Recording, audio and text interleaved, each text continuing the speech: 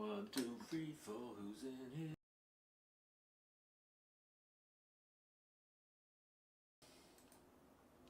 What's up, brother? Yeah,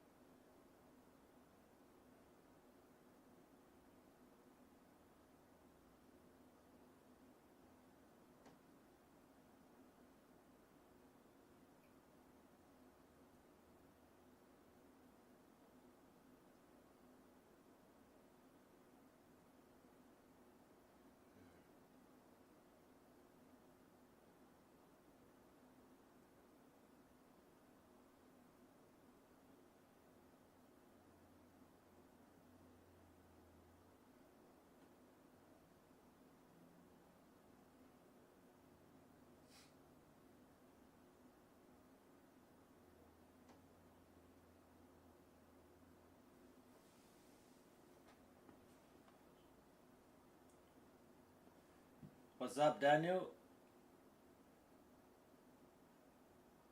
Oh, you're up late, are you? What time's it there, mate? If you're in the States, then it's going to be like 7 hours ahead of me. It's like probably midnight or something. If you're on the West Coast, it'd be like 12:50, like 10 to 1 or 1, 12:50 a.m. Nearly East Coast. Oh, yeah, chuck another 3 hours on. Or 2 hours, wouldn't it be? I know the West Coast time, because I know someone in the West Coast.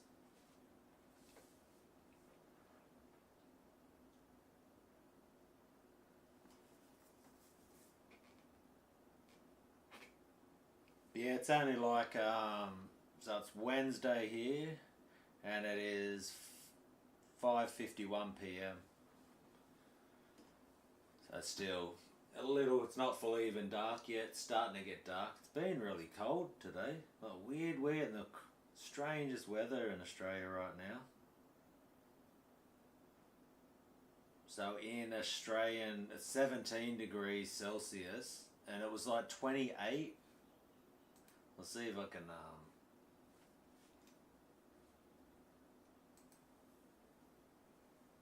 I'll see if I can find, we'll go to Fahrenheit for you.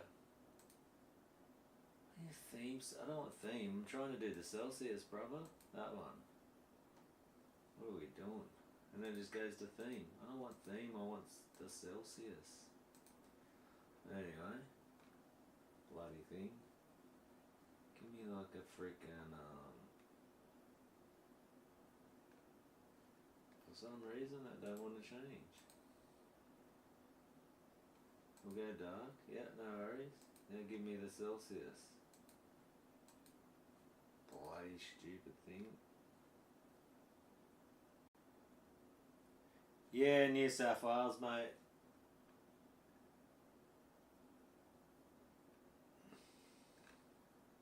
I should try a different one.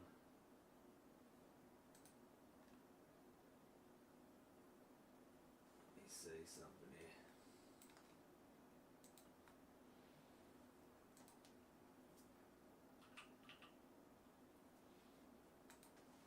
I'll do that one.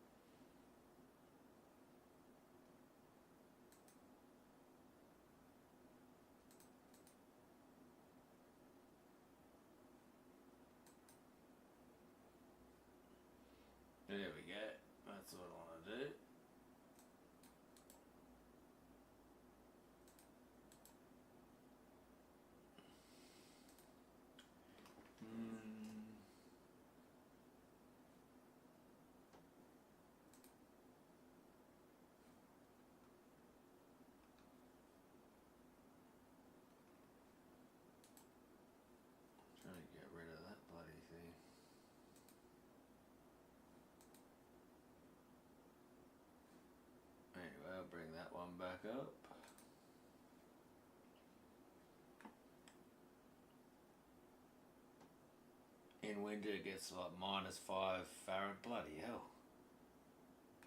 Fahrenheit, that's insane. It has to be snowing then.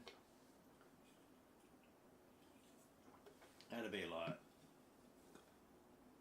is that -17 Fahrenheit? What the hell? I've never even, man, I've seen snow, I think like 5 times in my life. I've only ever seen it falling, yeah, about that many times. It was when I was in Oregon. It was only when I was in America I actually saw snow fall for the first time in my life. So, that's Australia for you.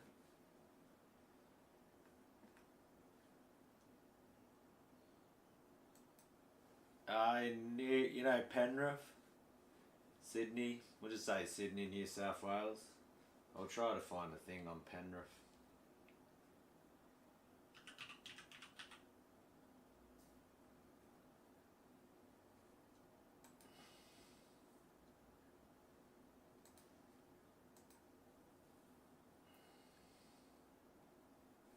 Here we go. That'll be pretty cool.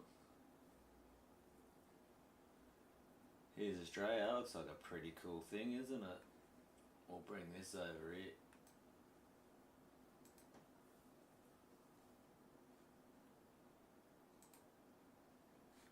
Bring me bloody... What's going on here? I'll close it out. Bloody hell. Oh yeah, gotta bring that over here. No worries.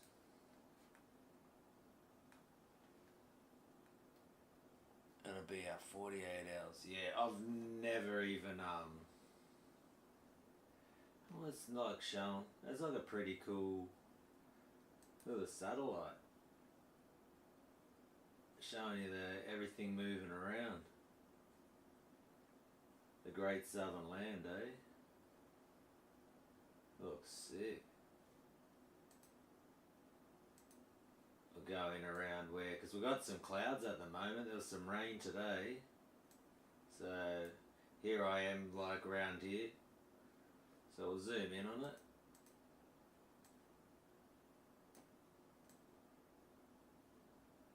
There's Wollongong. So you got Katoomba, Blacktown, Sydney.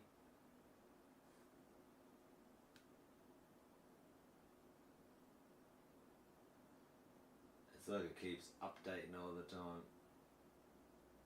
Terrain coloured. Temperature gradients. Satellite visible. What's that? No pro. Infrared, eh? Tripping out. Right, just chill for a sec, man. Why do you just keep trying to flip out and update all the time? No, you don't need to know me, bloody... We'll try to find Penrith. Mate, can you just like get lost? I want to just do this. Penrith, New South Wales, brother. There we go. And why is it trying to... feels like 16. This is all in Celsius too. I'm trying to find a thing where it's going to let me change the bloody thing for Fahrenheit for you. But nah.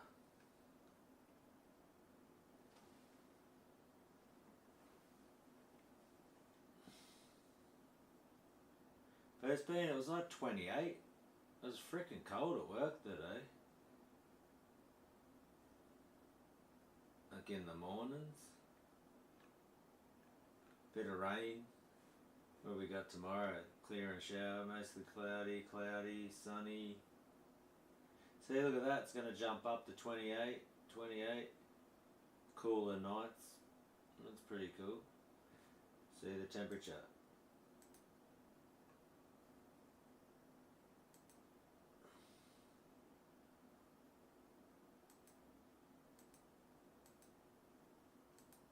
I want it to change, brother. Dew point.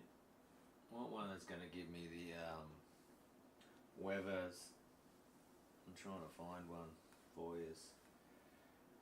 We'll try to find another one. I'll do the screen capture too once I figure this bloody thing out. We've got weather. I don't want weather zone, brother. Just give me the weather. It's weather zone, your bodgy.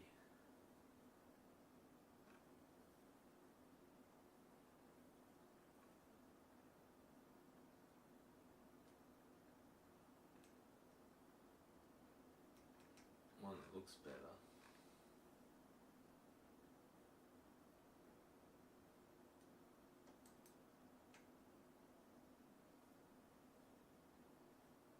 No, I don't want to use more precise location, brother.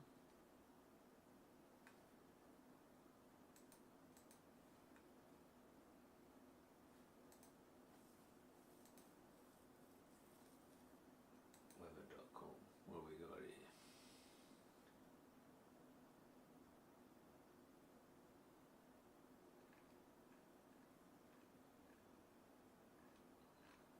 Anyway,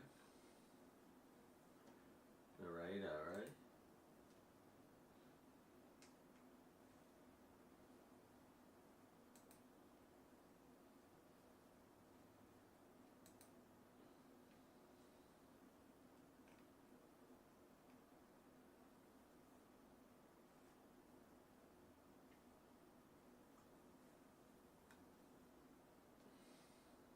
Trying to.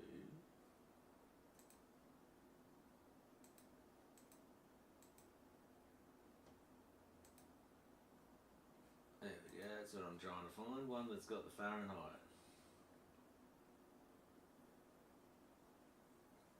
There you go, 62.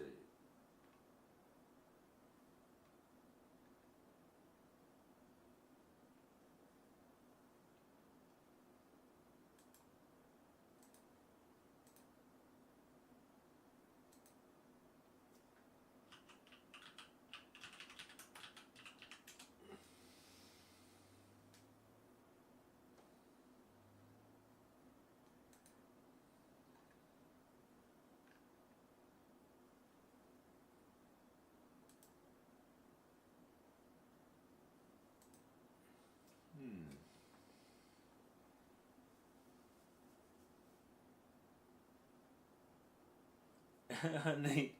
Are you Hoopty? You're the one who freaks out over the spiders? I remember what someone. It's so hard keeping up with all the. You're the one freaking out about Australia?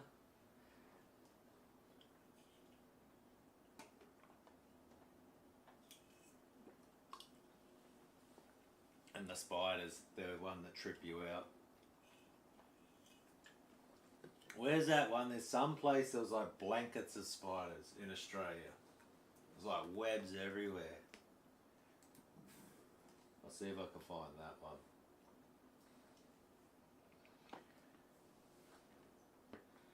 Yeah, they're funny. They don't even hurt you.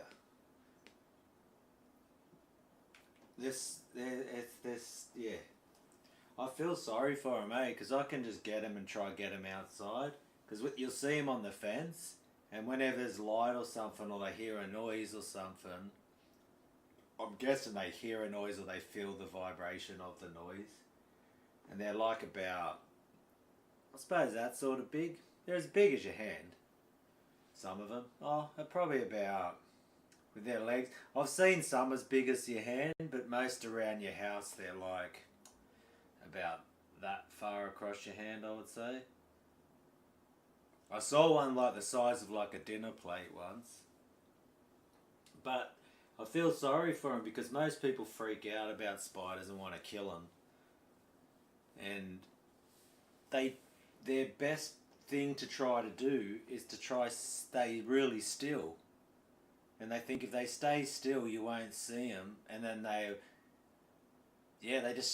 freeze and they just go, okay, if I don't move, then you won't see me and everything will be cool. And they're like a big brown thing, and idiots just go and like hit them with a shoe or something and squash them, and they're just like going, bruh, like I'm just gonna sit here. I'm not gonna hurt anyone. they're just like, leave me alone, mate. Like, just, I'm cool. You're cool, I'm cool, let's be cool. I used to have one in my bedroom, and it would like be on the roof above me while I was sleeping.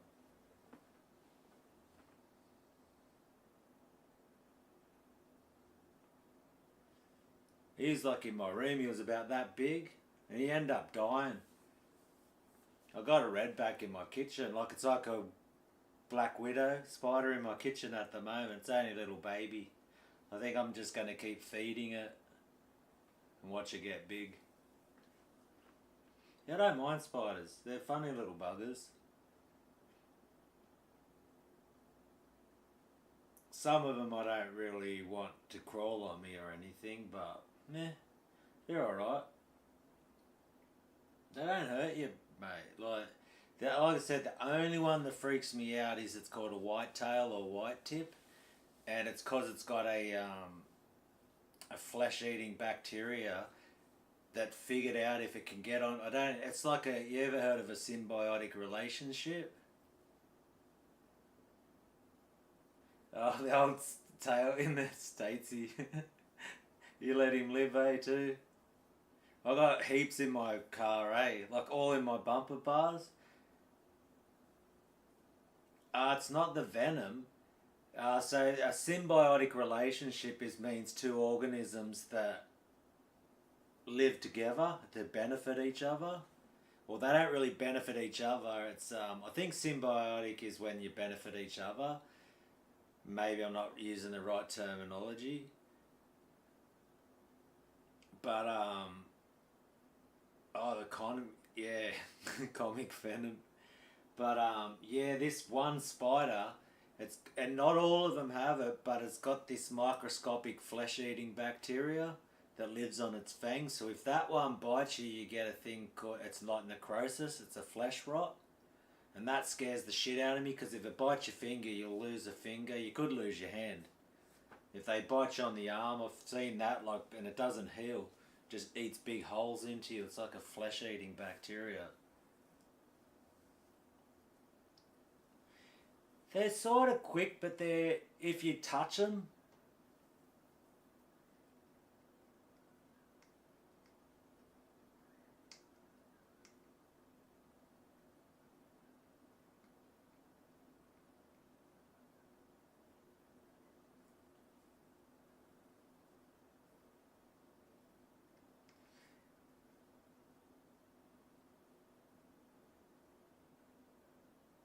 yeah, I've heard the brown recluses do that too, don't they? They got the flesh-eating stuff. But they can be quick. Like I remember a huntsman, I caught one when I was a kid, and I put it in like a little glass container thing, and then I'd like turn it upside down and put it under a microscope to look at its fangs and stuff. And it was like it was under my microscope. This was at school. I went out into the garden, caught a huntsman, was looking at it under a microscope, and it freaking kicked the glass off with its legs. That scared me, like, startled. I was like, oh shit. It's like under a microscope, and it freaking jumped up and then started running. But yeah, they're cool. Huntsmen are cool. They're chill. They don't, like I said, the worst thing, I feel sorry for the poor buggers, because they just freaking, the dumbest mechanism, they should just run and get away, because people are going to try to kill them. They're dumb as crap.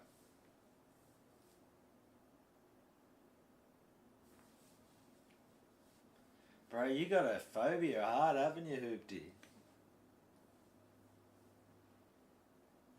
You got a hard phobia on spiders. Yeah, like I said, they don't really, like I said, there's only one that, yeah. I've had them crawling on me before and stuff. I've had, like, the white, black widow, redback things, like, right on here, when I was cleaning out a drain, and I freaking pulled it out, and it's like, freaking massive one, eh? It's huge. And it was like on my arm right here, and I was like, oh shit, get off me. But it was because it was a flooded drain. I was trying to unblock it, and it just jumped on my arm to try and get out of the water.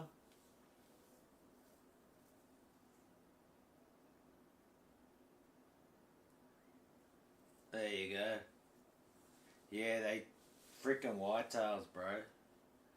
And they suck, eh? Because they come into your house and they crawl around everywhere and they go into your clothes, they go into your bed.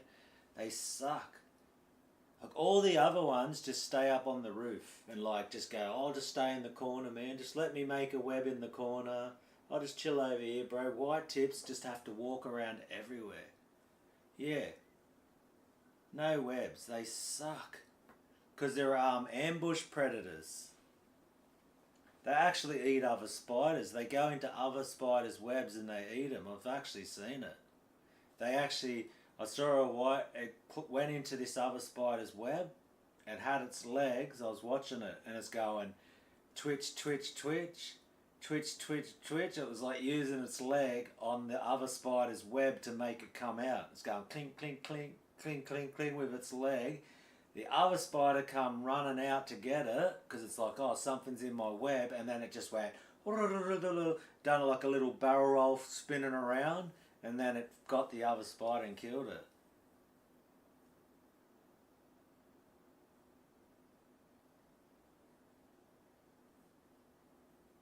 So it was crazy. But yeah, they're freaking buggers, eh? Yeah, on a high level building.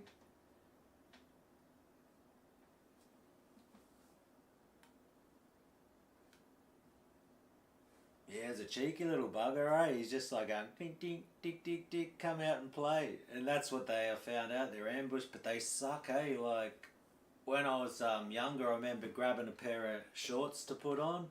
I put my foot through, and as I put my foot through, I kicked the whitetail out. So now I'm always like, if my clothes, especially pants, I'll like turn them inside out and give them a shake just to make sure no spiders are inside. And always in Australia too, I don't do it all the time, but especially if you leave your shoes outside, you just like tap your shoe to see if a spider will come running out. Because sometimes they like to go in your shoes, but yeah, they're alright. They're all chill. Same with like snakes are chill. Yeah, they don't really bother you.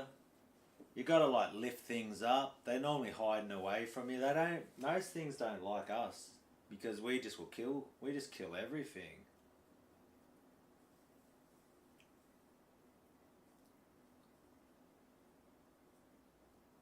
Yeah, it's weird you like snakes, but frickin' spiders trip you out, eh? I don't know. I was always fascinated with spiders. You've got your big like daddy long legs.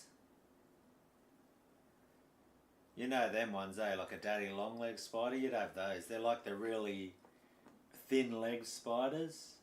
Apparently they've got like some of the strongest venom, but their fangs are too weak to actually do anything. And they won't hurt you at all. They can't even bite through your skin. But yeah, and they're no worries. You could have them crawling on you, no worries. They won't hurt you. They're cool.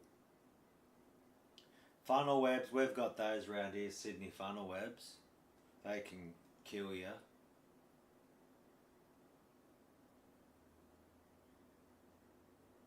It's the twitchy and fast movement. They're not that, they're sort of fast, but you can kill them pretty easy. They're not a hard creature to kill. Like they're very predictable spiders. And I normally catch them with a cup. I can get like a coffee cup like that and catch it most spiders. I just get it, and as it's trying to run, I just put the cup on top of it to take it outside. Then you just slide like a piece of paper or something underneath the cup, flip it over, hold it on, go outside and just toss it out. So get out of there.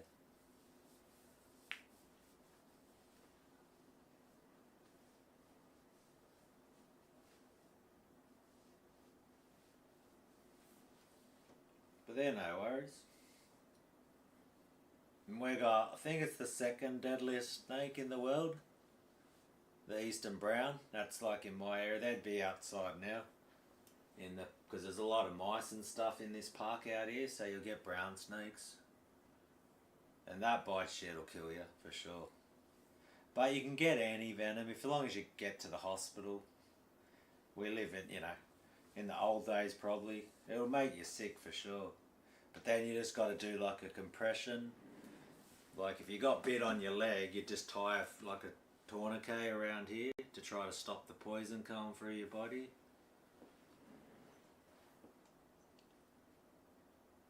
There's no way I'd try pet a bear. That thing will tear you up.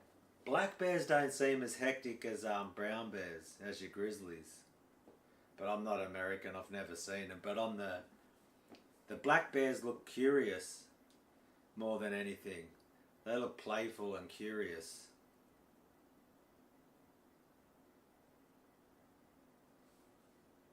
Yeah, those brown grizzlies, they look...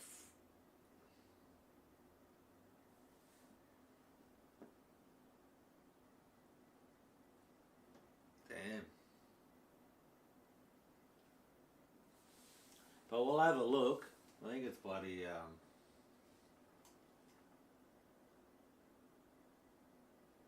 Does that mean... Blah, blah, blah, blah? I think it's this one, okay.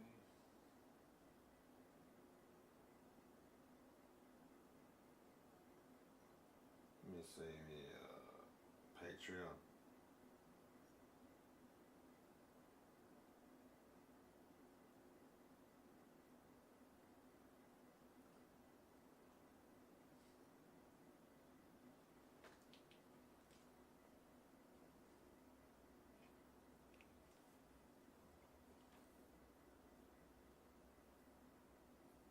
I'm gonna need a tribal tattoo and a flying V for sure.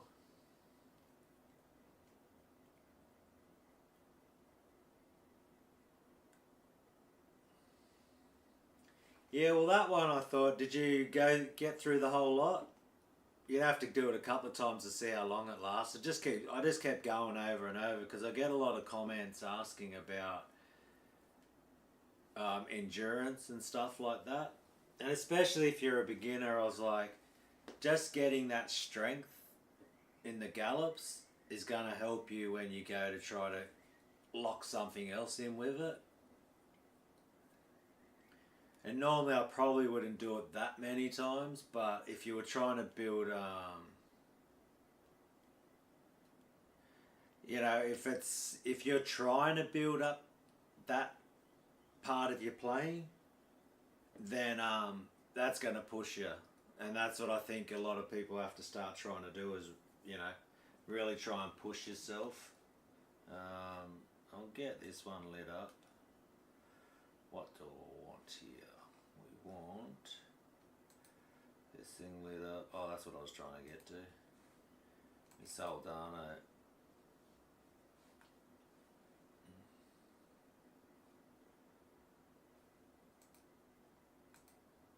Yeah, that's all on there. Cool. Cool banana. That's cool. Double is on. Sweet. We can get to this one here. Like that. I can close that one out and that one out. I think I've just got to double check my settings. Yep, 7/8, so that should be coming out for you. We'll go to my OBS, make sure that audio input capture, yep, muted so it doesn't give you no issues. But yeah, it was, because I was doing that, I played drop C with a 56 on the top.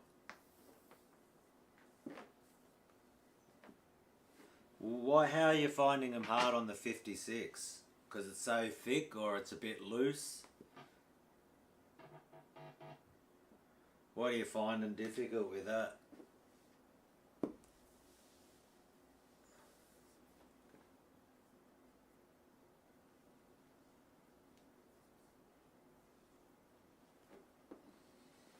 I have very light strings too.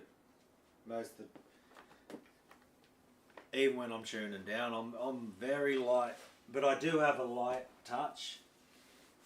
It's something I've tried to, because one thing is like, you know, some people can really muscle things. If you got like really strong forearms and stuff, then it's not a blanket rule, but you'll find that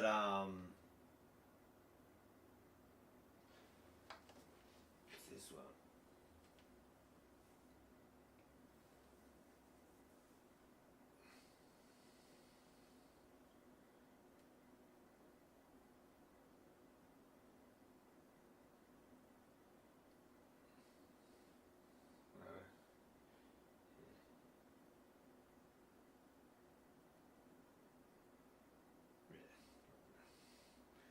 So I got Discord going there too.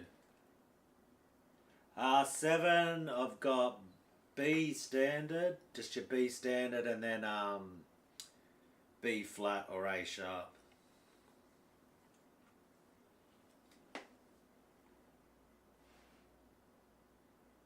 Oh, he's asking hoopty on a 7 string.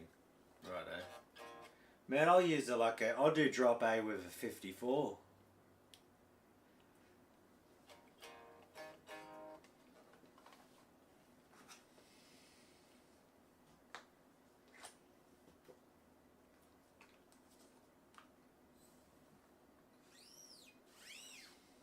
Which I don't mind it a bit, like I said, a bit loose.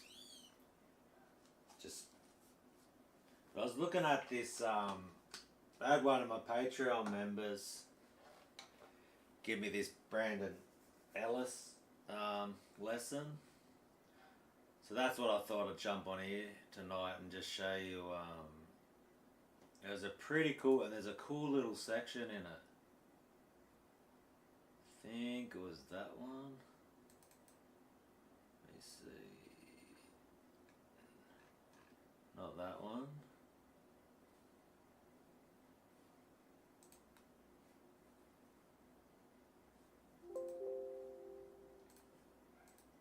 Might be. Yeah, there it is there. That one.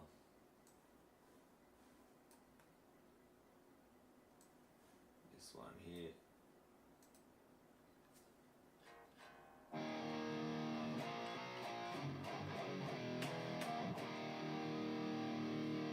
And this section right here. So I'll do a screen capture for you.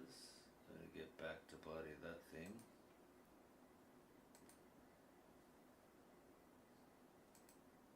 So this one right here, I can probably zoom in on it a bit. Is that the one on that screen there?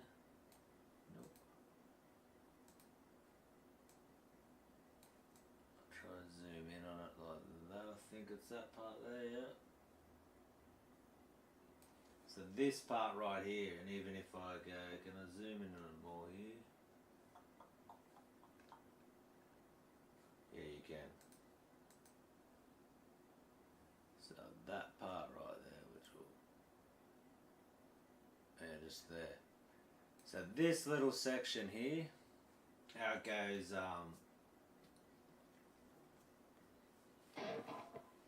oh man, he's insane, eh? He's so good.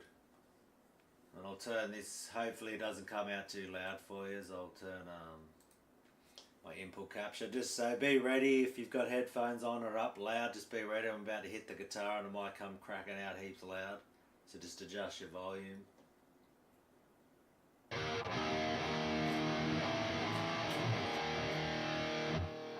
So this section here where it goes, so I'm looking at this 2, 5, 3, 6.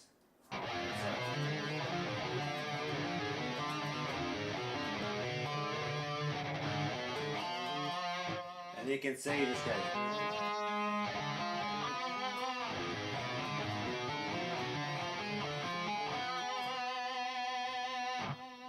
And like the way he links all this together, the guy, he's an amazing guitar player.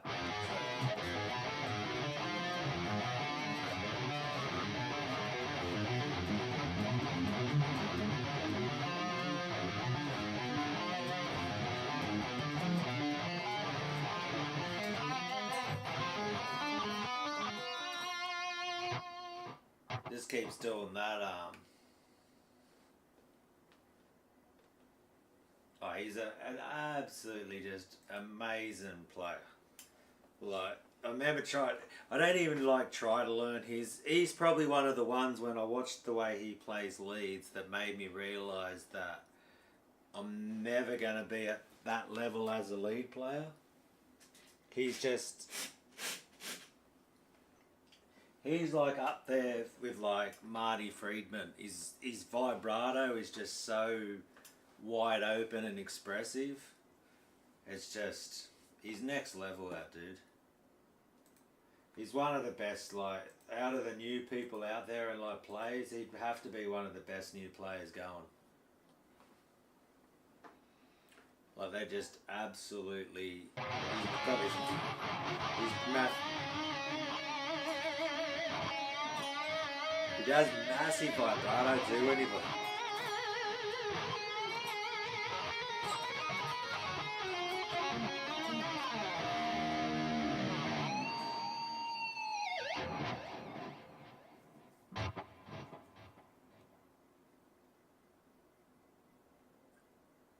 There you go.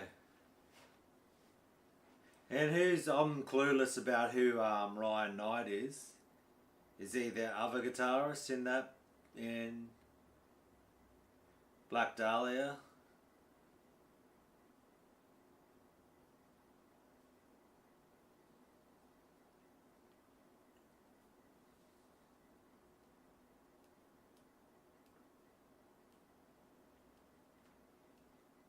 Because he looks like, okay, he's the one who took over. So he used to be the guitar player.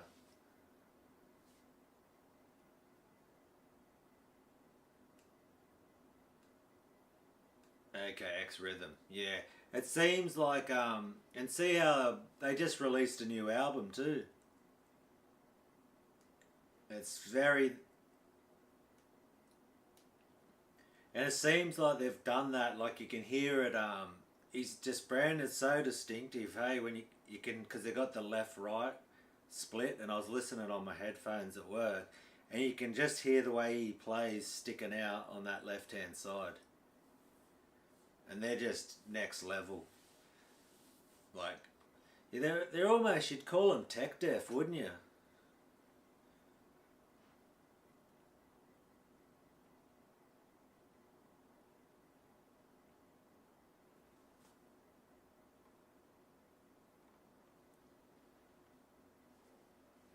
Yeah, but Brandon's leads, man, he's just so...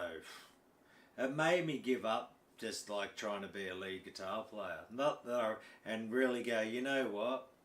Oh, I'm never going to be that level. They're definitely, yeah, melodic tech. Yeah, that sounds like a good description. They're definitely tech deaf, because I listened to that album, and then straight after Black Dahlia Murder, their new album, Spotify went straight into Archspire. So it started doing all the tech deaf bands after that. Yeah, it sucks, Skull Thunder. But yeah, so I'm looking at this, if I show you this lick, if anyone's got their guitar on them now, and this is one of Brandon's little passages, and this is pretty much all I could hope to achieve. This is how long it actually goes for. Look at this one. It starts up here, and then it just goes all the way down, all the way down, all the way down. Look at that. And he just like ripped through it like it's nothing. But one of the sections that really stood out to me, look at the way he's just sweeping through stuff. Just freaking... It would be nothing for him, eh? He just rolls through this like it's nothing. But this little section here, which is about all I can hope to achieve. Yeah, light it up. Have a go with us. I'll do the screen capture for you. So this part right, I'll have to go, okay, like that. So this part here. And you can see like what he's doing.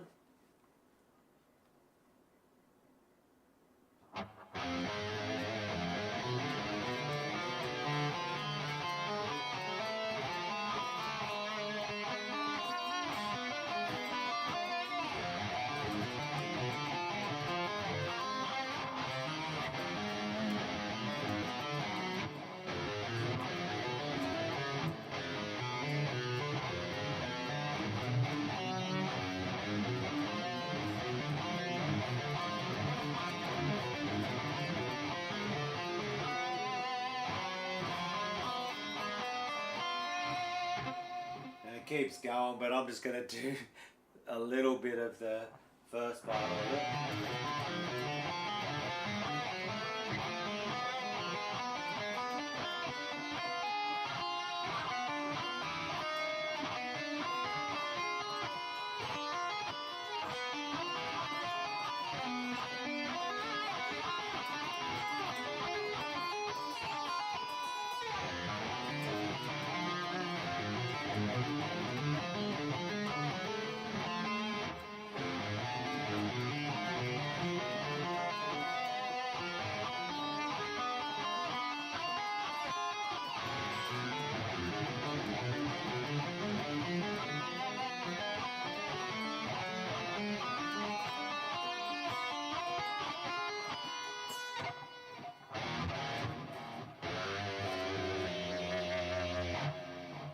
Mute this.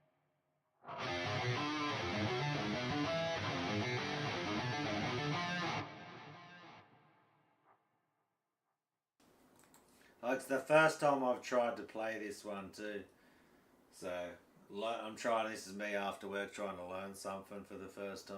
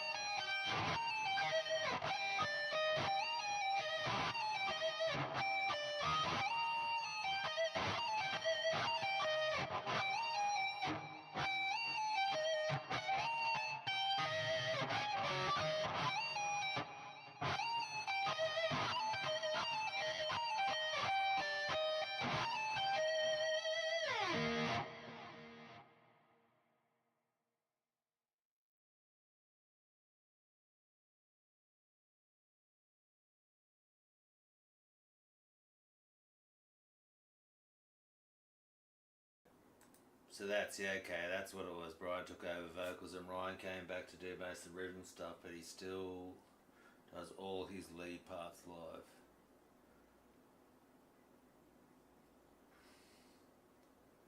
Okay.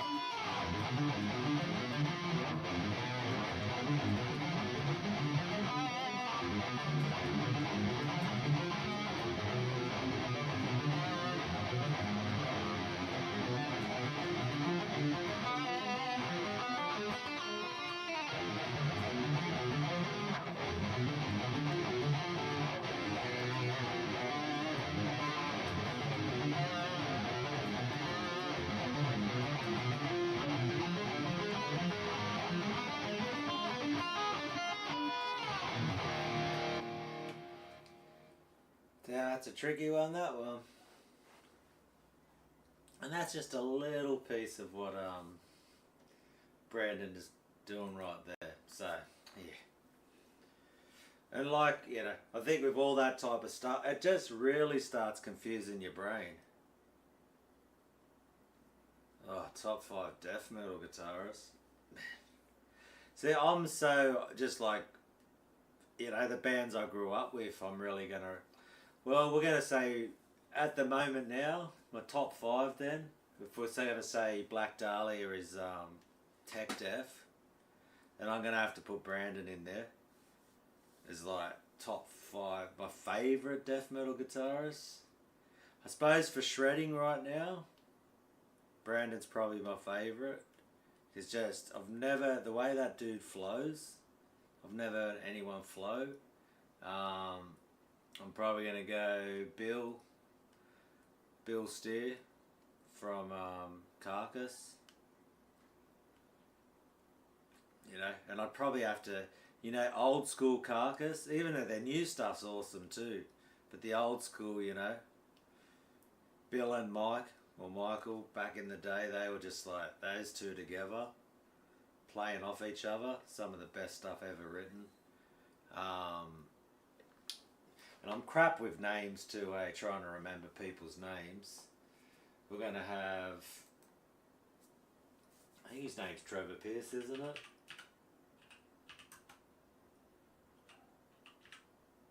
I'll make sure I'm not bloody,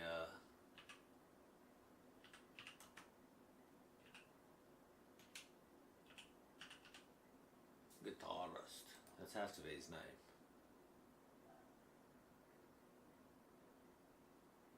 I swear, what's his...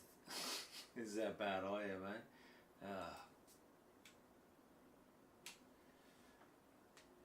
What's his bloody name?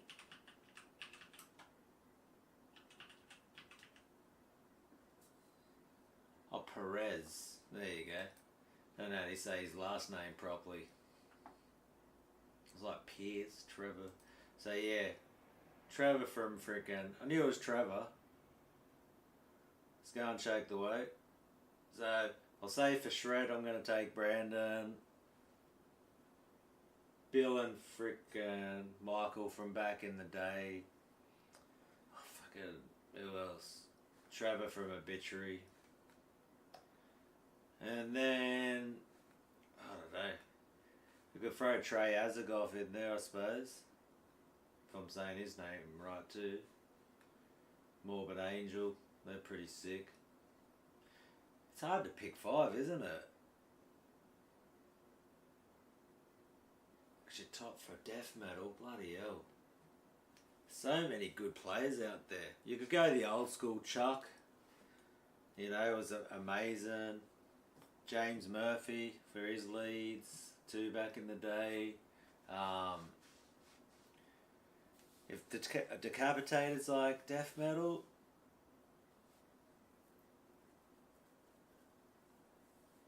yeah, I could keep going.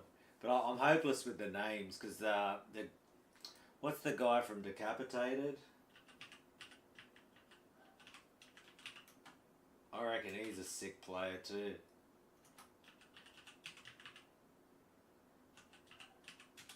Vlog or Vog or something.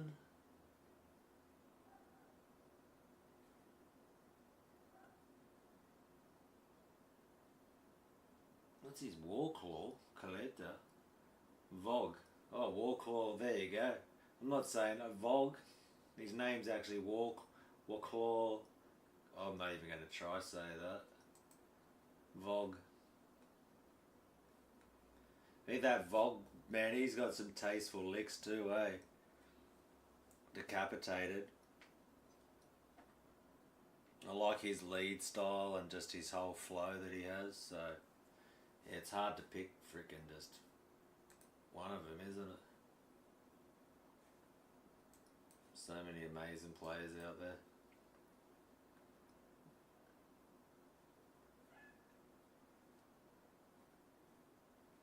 Yeah, like, he's another one when I first saw the, like, it's probably the main one everyone's watched. That's like, his picking hand. And then he goes into some mad shred leads, and I'm just like, damn, who's this dude? He did like freaking. There's another one I forgot about, Eric. Yep, he's another amazing player. And how can you just stop? Top 5. They're all just awesome.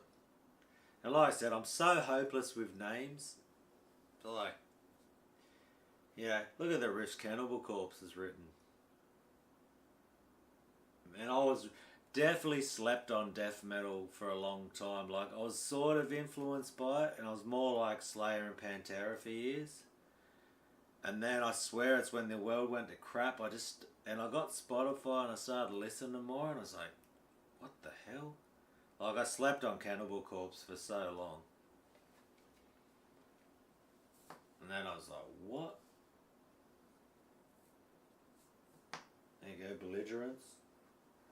But yeah, there's so many awesome players out there, man. Because what was it, Pat O'Brien and the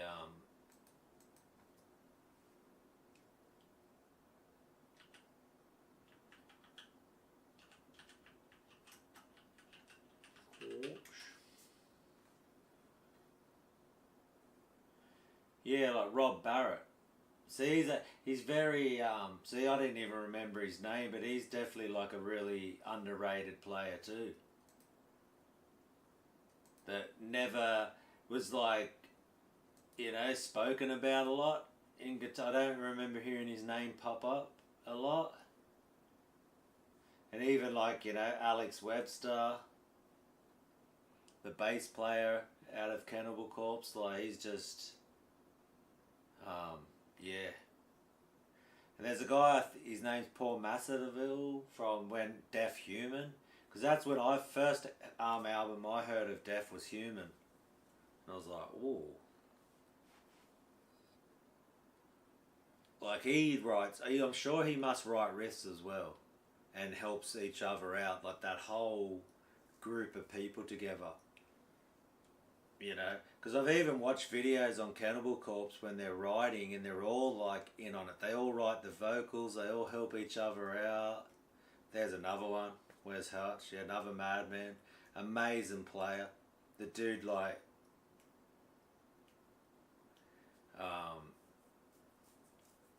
like Wes was like the one. I remember seeing him doing Dimebag leads. He's one of the best Dimebag lead players that I've seen.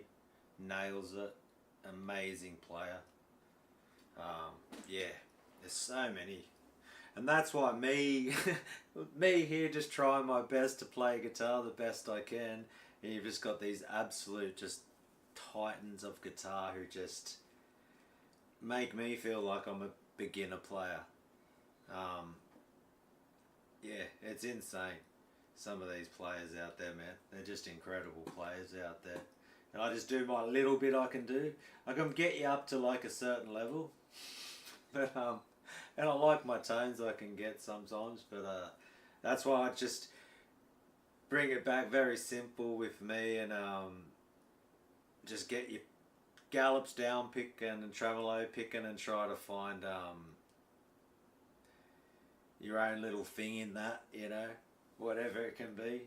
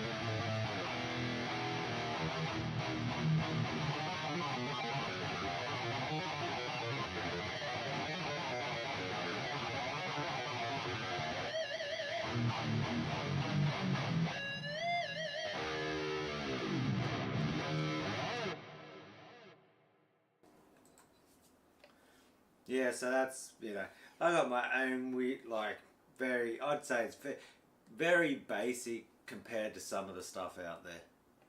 These amazing shredders. And I swear I just borrow little pieces of things that I can sort of manage to play. Because there's some people, man, the way they can move around a fretboard. And I'm sort of getting like, I'm just comfortable with that, what I can sort of do. And it's up to, if people want to push themselves to the like levels, thanks brother, if you want to push yourself to those levels of like Brandon and those amazing players, it's a whole different, that dude, another one off his head. Yeah, Necrophagist, like, bro. And you have the magic to make me want to, that's always a good magic to have. Because, I swear, like, and that they're easier to play, 100%. But I think I enjoy, like, that. I can't wrap my head around stuff like Necrophagist. It's just, my brain can't even keep up with it. It's like I'm doing, someone's in like the top maths class and they're doing algebra and probably quantum physics, and these people can build like space shuttles and stuff, and they can fly, they're the guys who build the, whoever designed these motors with all this electronic frickin', injection and turbos and all the amazing people in the world who design planes that fly. Like, bro, I'll be struggling trying to make toilet paper for you.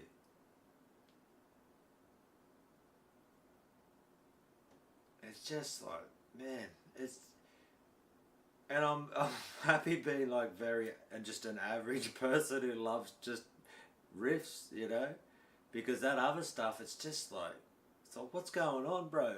It's like someone's talking a different language to me, the way some of these people play. My brain can't even comprehend it or keep up with it. It's just too much.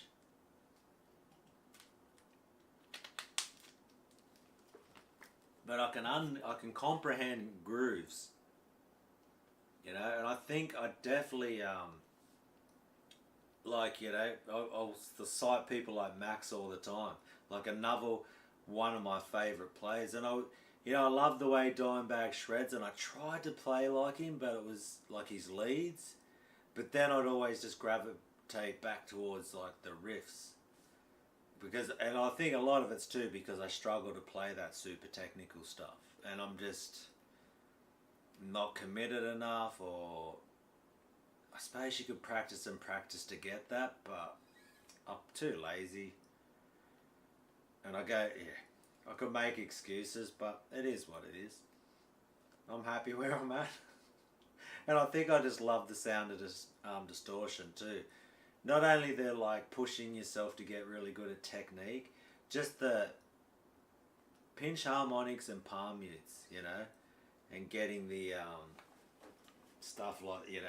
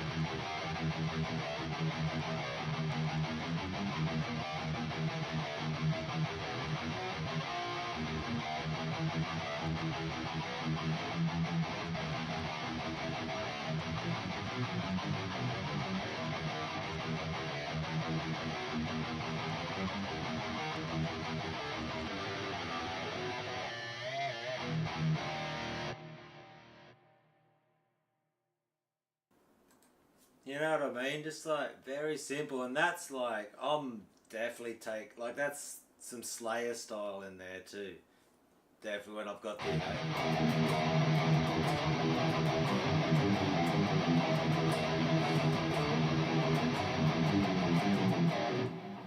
my version of Slayer, and every time I come up to hear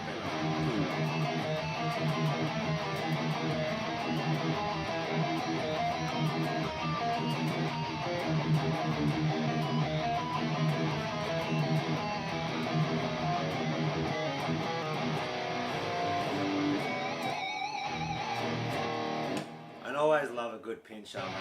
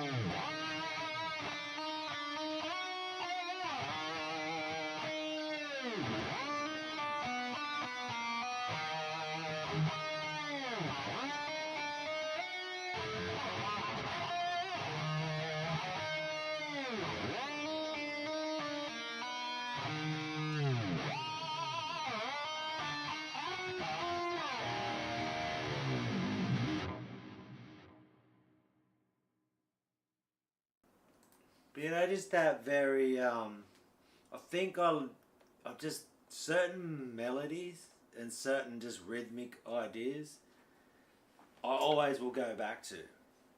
and I swear it's because of like just those riffs that I grew up with, you know, the freaking. I only have to play that. If I just go.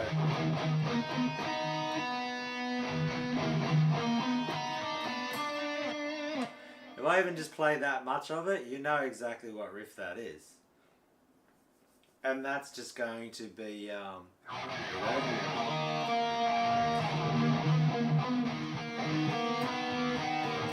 which would be.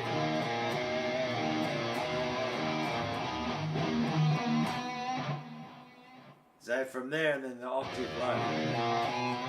And so that's going to be straight away I want to be.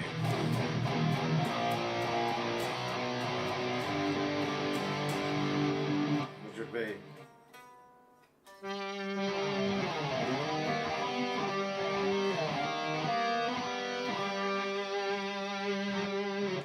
That one. Yeah, you're gonna. I can't escape it, eh? Whether I'm just going to be palm muted chugs and just be.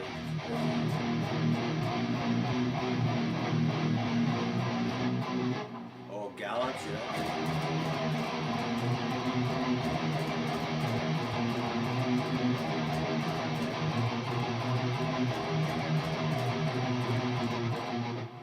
Well, then I'm like, what tremolo pick it?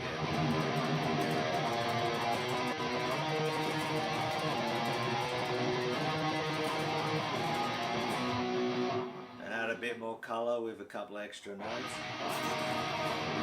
Let me hit the mic out so it's a bit more solid.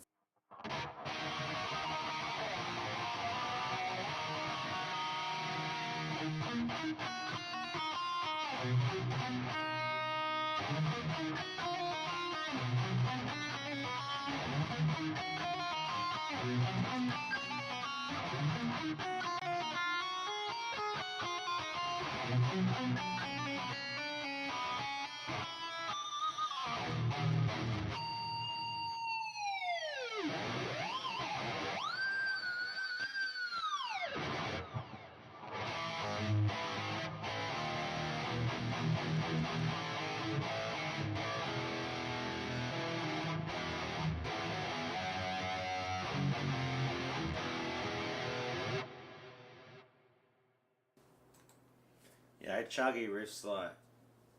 And you're right too, how you're saying that it's the riffs. I totally agree, Grant. That's the riffs, man.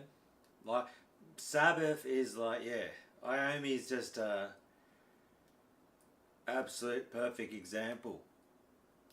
You know, he cannot sweep pick to save his life. He cannot shred like Brandon to save his life.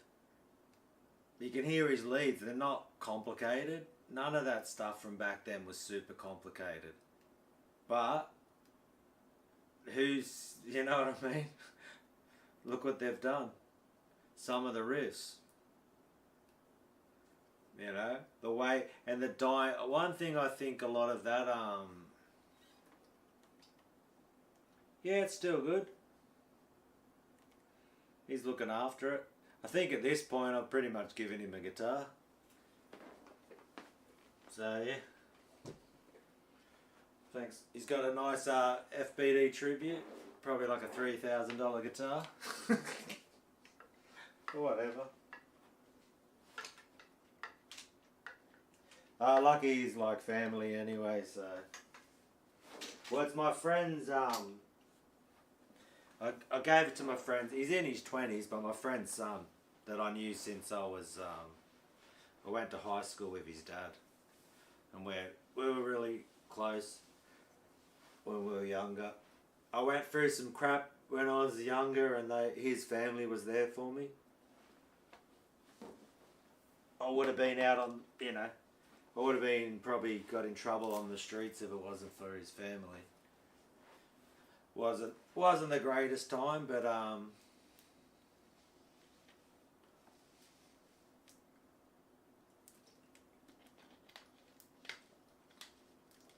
oh, he definitely won't be disappearing.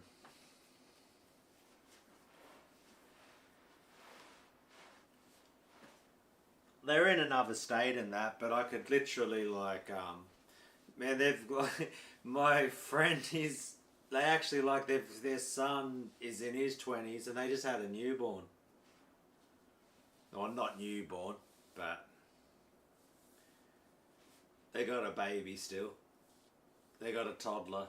Yeah, she'd be a toddler now. Time goes so fast, but yeah, so they're looking after a baby at the moment. And he's a good kid. I've known, so that was my friend's son who's got the guitar. He was the firstborn. And then I've known him since he was a baby. And yeah, so I've watched him grow up, this kid. And he used to always watch me play guitar, and he's got a lot of respect for me. And so, yeah, he's a good kid, good young man. And him and his dad are really close. And it's like one of those friends, you don't see him all the time, but I know, like, if I wanted to any time, I could just fly up there and stay at their house. But he's busy with his family, but he raises good kids, my friends, so they're all good kids. Him and his wife, good family.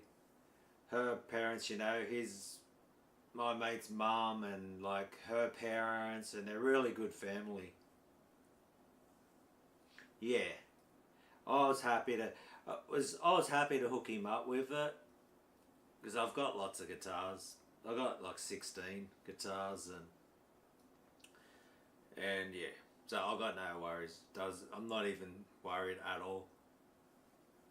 Not even worried. He won't break it or nothing. He's actually sends me riffs of him playing, and he's actually started improving. So that was half the point. He was being a bit half-assed on guitar, being just young and not really taking it that serious. And then I was like, you know what? If this guitar doesn't light you up, like, and I've put like a German Floyd on it, put some EMGs in it, it's a sick guitar, plays awesome. And I was like, and it's the FBD Dime special guitar. And I'm like, if this doesn't make you want to play guitar, then don't worry about it. It wasn't meant to be, which is okay too.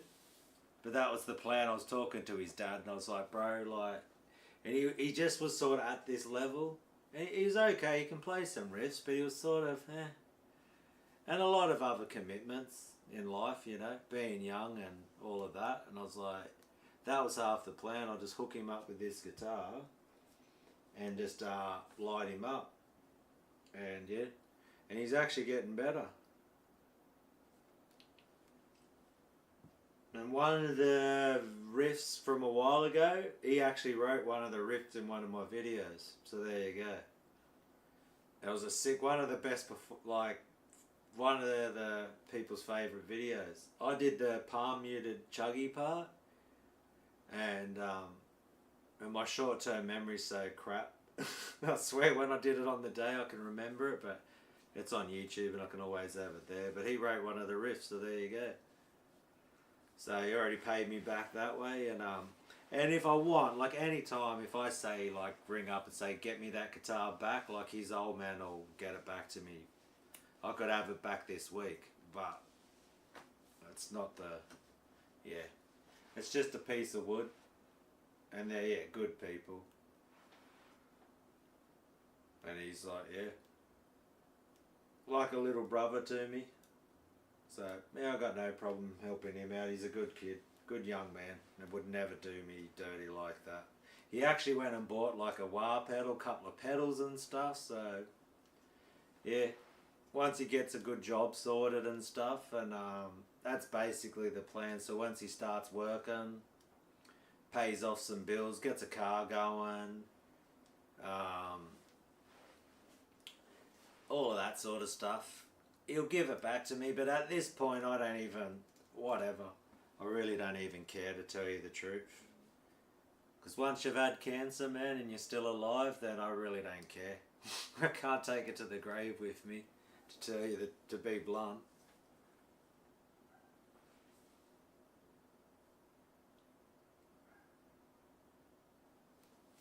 Yeah, and I G him up hard. Like, when I talk to him, I'll go like, you know, and he's improved heaps. He's started, he's learning some deaf songs now. So I put it in E flat Slayer tuning because him and his dad love Slayer. They just actually saw a vid. They went and saw Parkway Drive up in Brizzy. So yeah, but I know and like I said, Brave. His name's Brave. The kid who's got it. He would never want to disappoint me, and he would never want to disappoint his dad. His dad would, yeah. They're not those type of people. They've got, yeah, they've got money too. You should see their house they've got. If you know the Gold Coast and all the canals and stuff, they got like the new 2-story house with in-ground swimming pool. Yeah, like millions of dollars worth of property. So, yeah, they're not poor people or nothing. But not to the point where they got a lot of bills. I'm sure they're paying a mortgage and they got kids and all of that. And money, it's tough for everyone, especially when you're young. You're trying to get a car and all of that sort of stuff. And I don't think he realised, like a lot of people, people try to get cheap guitars and wonder why they don't progress. Now, doesn't mean you have to go spend $5,000 on a guitar. You can get good ones second hand, but you have to, and not to say you can't get a cheap guitar that's good, but, you know, I think unless you get an absolute bargain, you're not going to get much guitar for like $200-300. You know, unless you get there could be a bargain that pops up, and if you know guitars and you know what you're looking at, like the neck and the action and the frets and all of that, then you can get a good playing guitar. But the majority of people who don't really know what they're looking at, and I'll talk in Australian money, then, you know, at least like second hand, at least 500, 400. I've seen some mad deals, like some Japanese Jacksons for that sort of money. This guy, you know, you've always got one of those people who finds a bargain.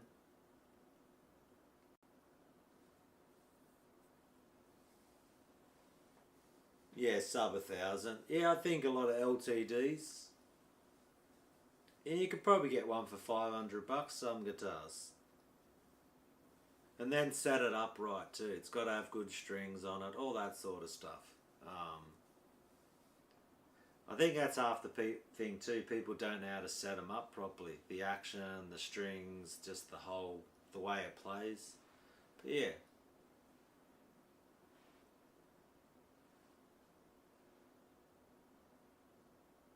But no, you're right, Husey, for sure, brother.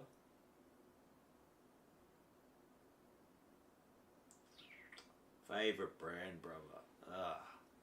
It's hard to pick one because I think there's just so many companies killing it for metal at the moment. You can't. I think the leaders right for a while and right now, like you can't go past LTD. I think just LTD kill it, but I say I'm hesitant because I think Jackson has stepped up their game.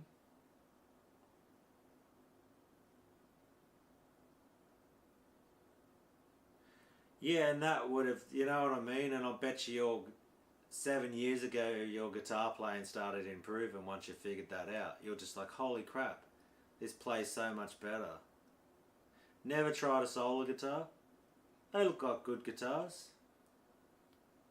The only thing I don't like, and this is just personal preference, I don't like his logo on the massive big logo on the frickin' 12th fret.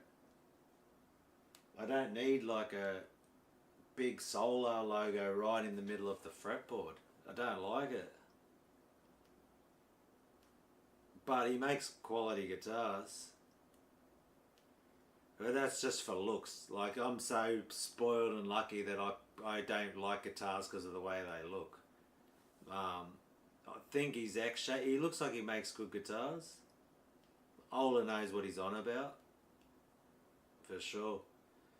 He knows, he makes good guitars, he understands pickups. They're definitely metal as crap, but just aesthetically, I like his X series guitars. And I've got a lot of guitars too that I've already bought. So if I was a young player, I think Solar probably would have stood out to me.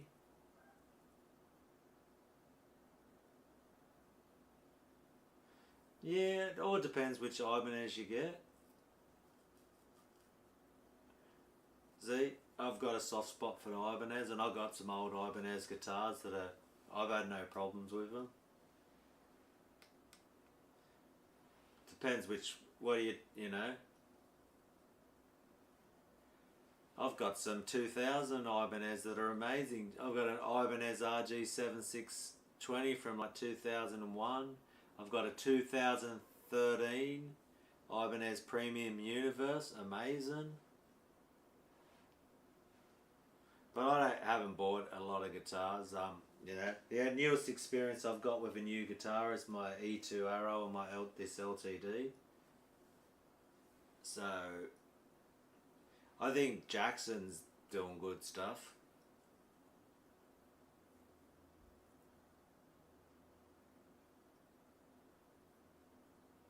Yeah, there you go. I've never... See, you know more about it than me, Husey. And if you want to... what's the time now? A little bit more. If you want to jump on Discord, Husey, and jump in this, you can with me, brother.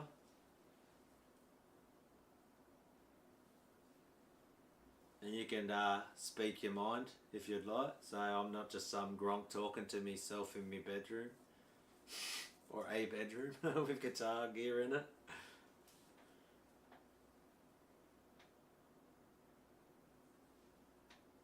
Duncast.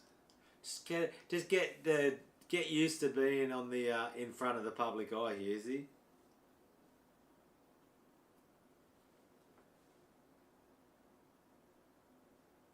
Yeah, Schecter's another good guitar.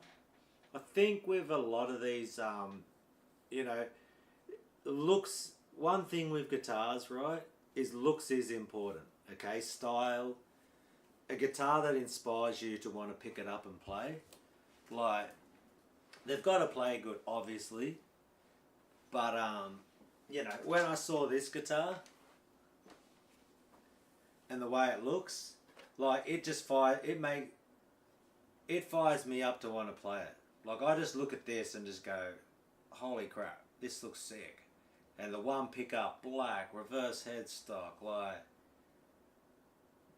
it affects my attitude. This guitar 100% does. Like, I get a different feeling playing this than I do playing a Strat. I don't know, you know what I mean? Yeah, a bit of like a culprit. But the pointiness of it, look, and I never used to really be into guitars like this. I think I had some sort of like midlife crisis bloody thing, where I started being like pointy and more metal looking, and who bloody knows? Like trying to be a teenager again or something. But it just fires me up, this guitar.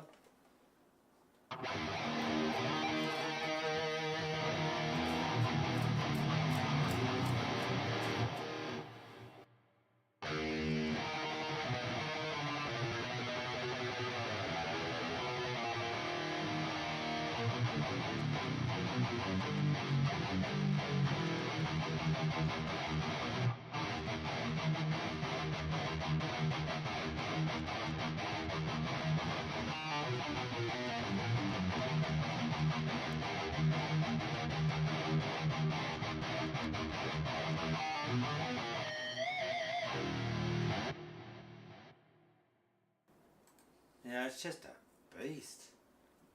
Yeah, it makes me want to play. There you go, it's a beast, hey? We said it at the same time as you typed it.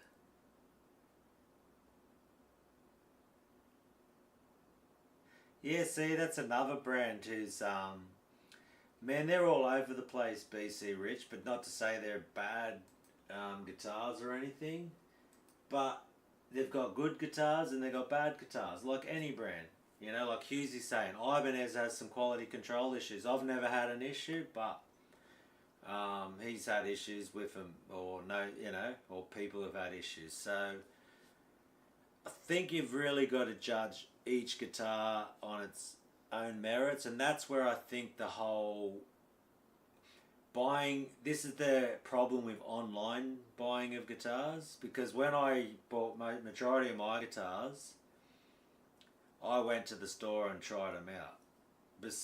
Besides this one and the E2, every other guitar I own, I played it before I bought it. You know, and I would love an Ironbird. I love the Floyds, but you know,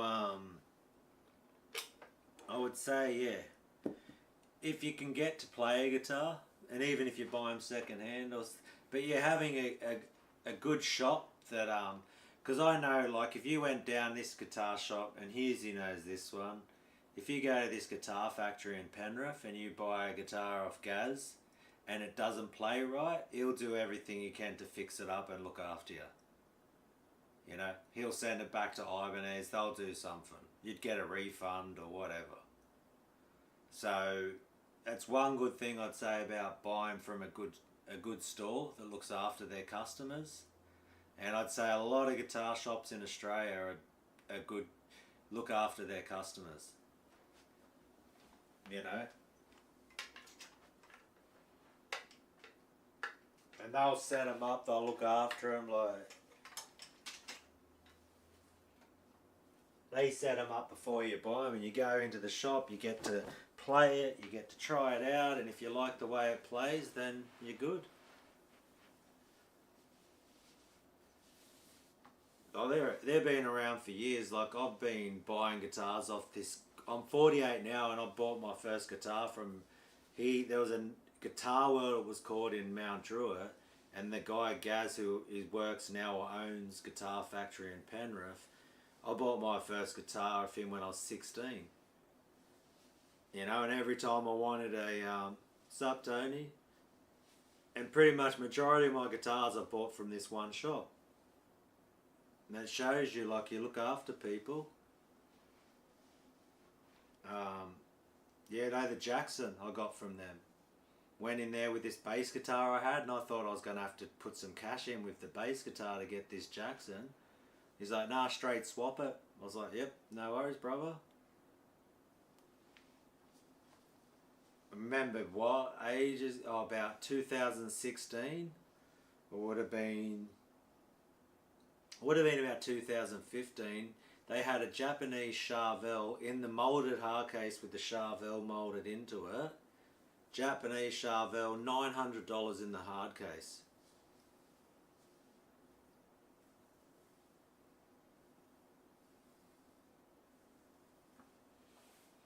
Yeah, well, this, like I said, they will pretty much. I don't know if Husey's bought many off Guitar Factory in Penrith, or if you're still on here, Husey, but yeah, they won't sell crap. And if you have any issues, you know, they'll look after it. They'll look it over for you. They'll yeah, I've always looked up. So I think there's a lot. And that's the danger of buying stuff online. And I can only speak for my experiences in Australia. Like, I don't know how it goes in America with, like, Sweetwater or Guitar Center or wherever you are in the world, what you can buy. But I'd say being educated yourself and starting to know, you know, what a good action is. Is a guitar set up well? Does it play? You know, like a little bit of paint buff-through on a corner, it doesn't bother me too much. If I see that on a guitar and it plays good, and there's like a little imperfection in the paint, I really don't care.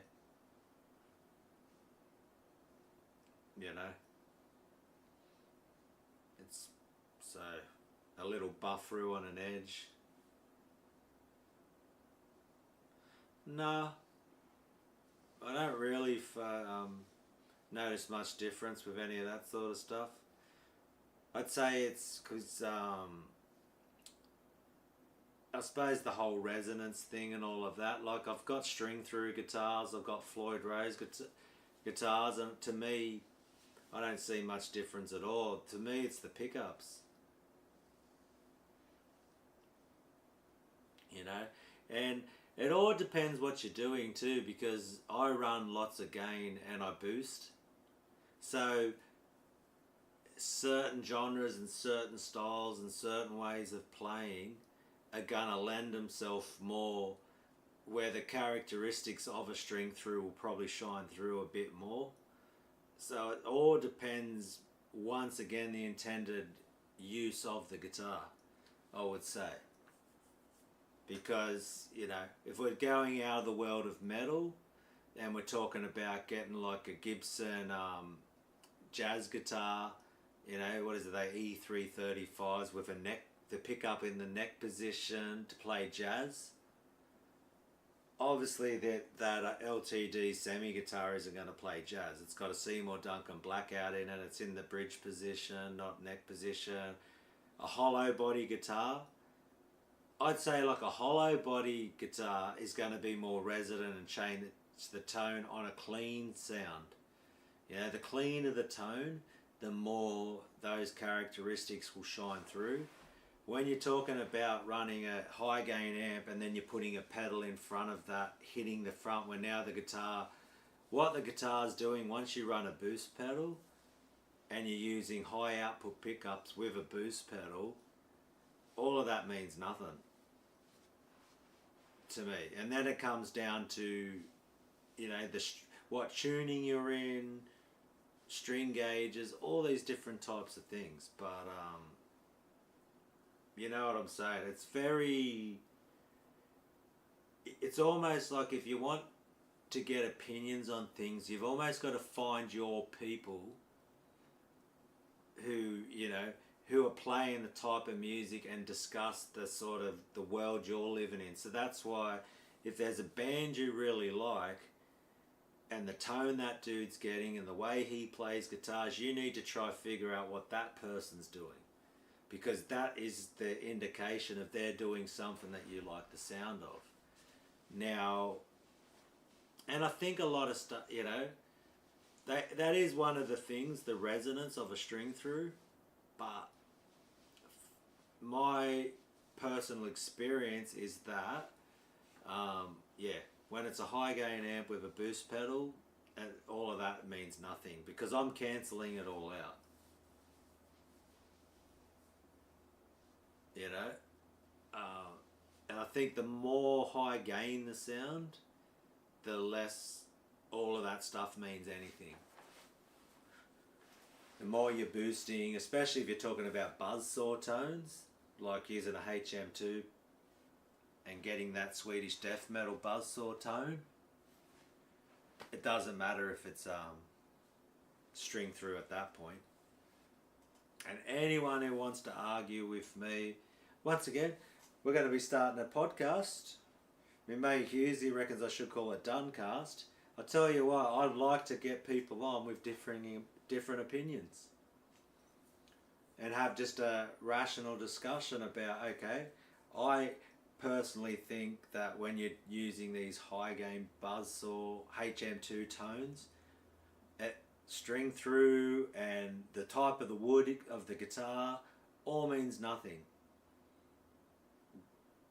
But if you got a different opinion,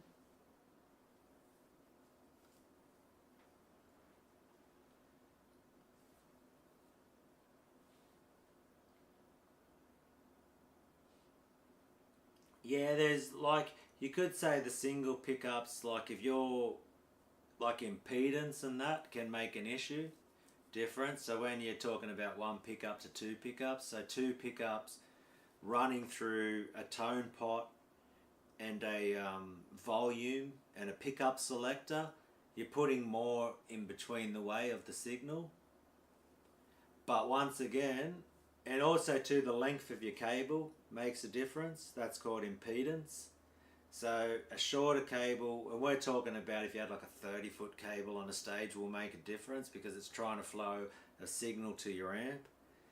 If you run lots of pedals like I do, that's going to cause, you're going to need things to boost the signal through the pedals, because there's a difference between plugging straight into an amp and how alive it is compared to going through pedals. And you need something what's called a buffer to keep the impedance signal strong. That's an issue. But once again, if you start talking about using, like, people even push amps with metal zones, will hit the front end of a high gain amp. That's when I could take your 2 pickup guitar with a boost pedal and make it sound like it's as fat as that 1 pickup guitar, no worries. But I'd be sculpting the tone. It wouldn't be your tone anymore. The pedal would be imparting its tone and just becoming a totally different thing. And I know that for a fact because I've done lots of experimenting. I don't know if you've seen my pedal wall. I could probably show you now on the stream. But this is pretty much the investment I've made into experimenting. Like down the bottom there, they're all different types of distortion and boost pedals, preamps. That whole rack there, we've got Pepper's pedals, we've got German pedals, we've got Canadian pedals, we've got the classic 808, we've got the metal zone up there, distortion, EQ pedals. Like I've definitely checked this stuff out.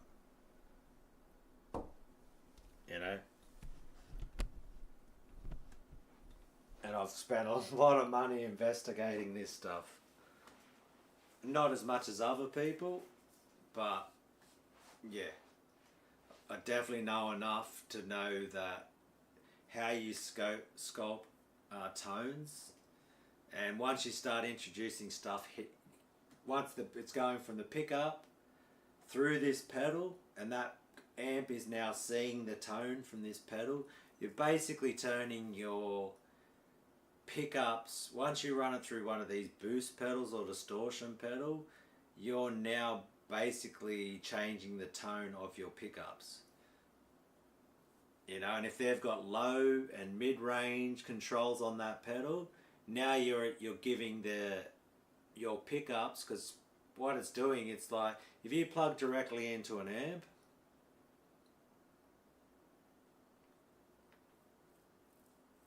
yeah, awesome. I don't even know what that is, a donor arena.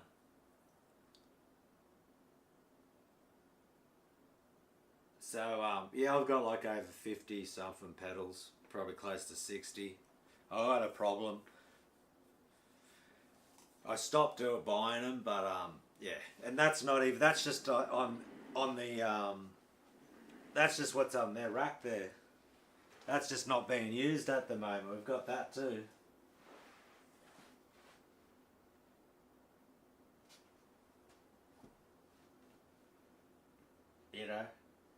I've probably got about, I reckon I've probably got about $4,000 on the floor there, in Australian dollars. Because I've got like a, what's he here, There's another one there too, can you quite see it? No, it's not in the shot. There's another one over here too. So yeah, I've definitely, but I'm old and I like pedals. You don't need what I've got. I'm a collector, and I just like experimenting with tone. I'm a collector. I'm a hobby guitar player. That's what I am,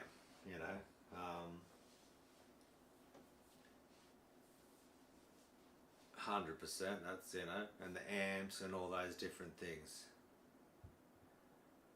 Skull Meadows, he's back from the gym, are you, mate? But yeah, and it's a journey anyway. Like there's so many different things.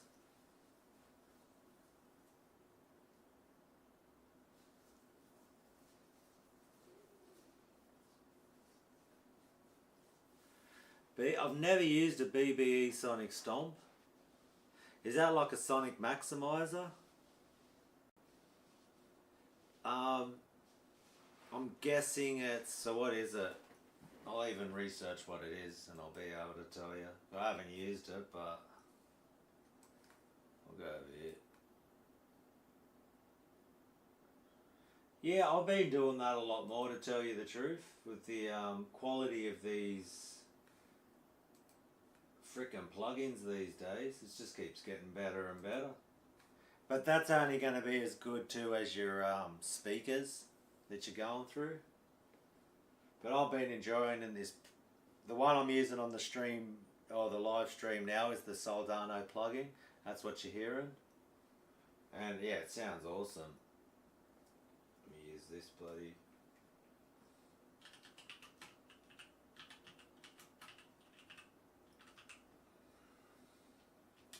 BBE Sonic Stomp, eh? Sonic Maximizer, yeah. Alright, it's like a little baby one. Is that what it is? Is this what it is here? One knob thing? Maybe I'll put on the, I'll get the screen capture for you. We'll get the screen a bit smaller here. Get it in the look, like that.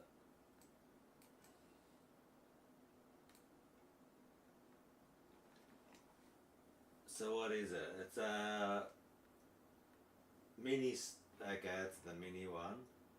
But it's pretty much the same deal. Let's see if there's a Vericop Stomp box.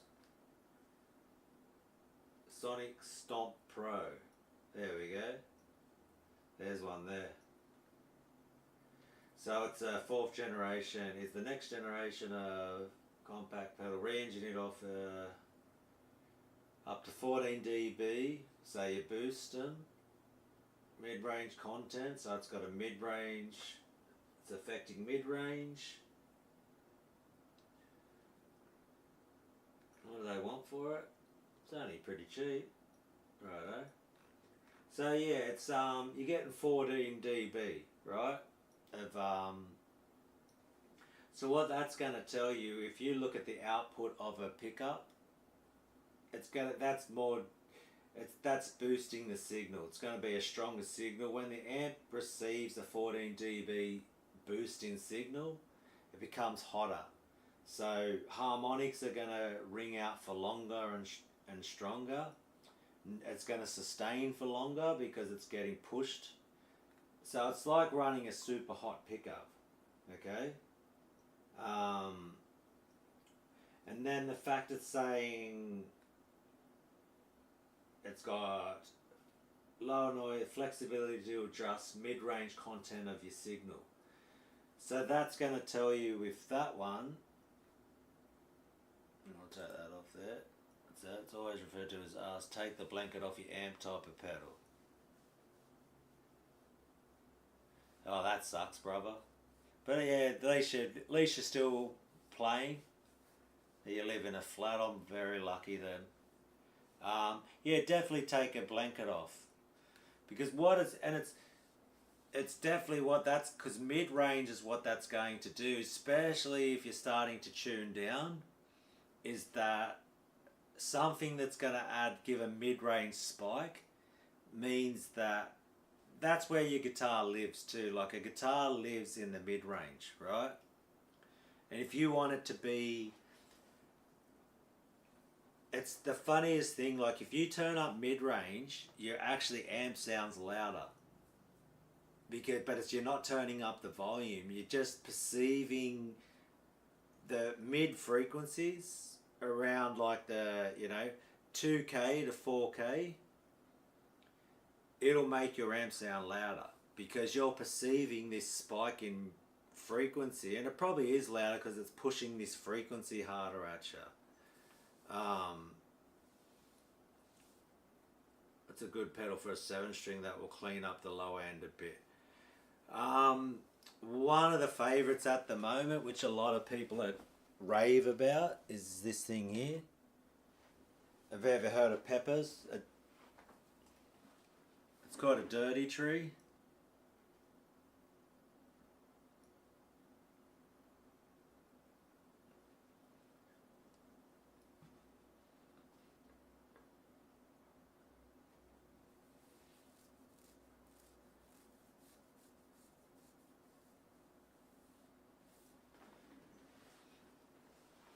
Yeah, they're like man, and once again, it all depends what is your intended aim. So basically, what I would use um, that sonic maximizer. If you've got a guitar right, and the pickups aren't quite hot enough for you, I think this was like more the intended purpose of these type of sonic maximizer pedals and that.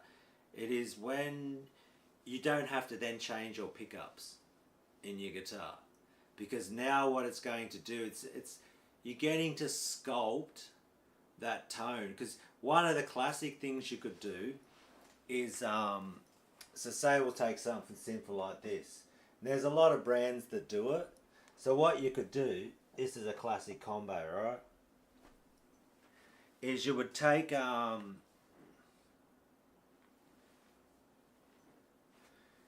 good old Fricker, eh? He's got a lot to say on. I won't misquote him. I know the pickup sort of thing. So a classic thing to do is you get this classic green pedal. This is a TS9, but it's similar to an 808. And then you get a graphic EQ pedal. This is the ultimate in sculpting right here. This can turn your pickups into anything you want them to be.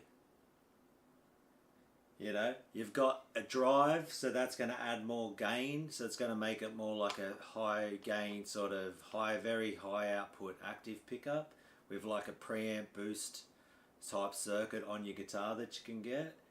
And you don't have to get this green one and that. You could get a Maxon 808. There's so many versions of this tube screamer, and there's so many versions of EQ pedals. You could get an, I'm just using these two as an example of, you know, and what like Dime would do, okay, so then instead, you know, the classic thing a lot of people would do when you start off playing is this. It's called the smile, right? They'll do a signal like that. They scoop it, or the V, right? And that's not gonna make your guitar signal pop.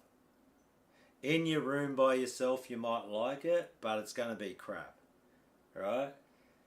What you'd want to do, depending on if you're in E standard, you'd probably not want to do this, but if you've got a very low tune guitar, you're going to almost even want to drop out a bit of the low end, maybe not that much, and you probably want to do like a reverse V. Because sometimes like the high end, like the 12K, if you've got a 10 band EQ, then you might want to be like that, where you spike the middle, keep all these, and then maybe take a little bit of the low end out. And you could do this actually put this in like what the amp sees. So this, your guitar's going to go into this thing, into this one. That's what the front end of your amp's going to see.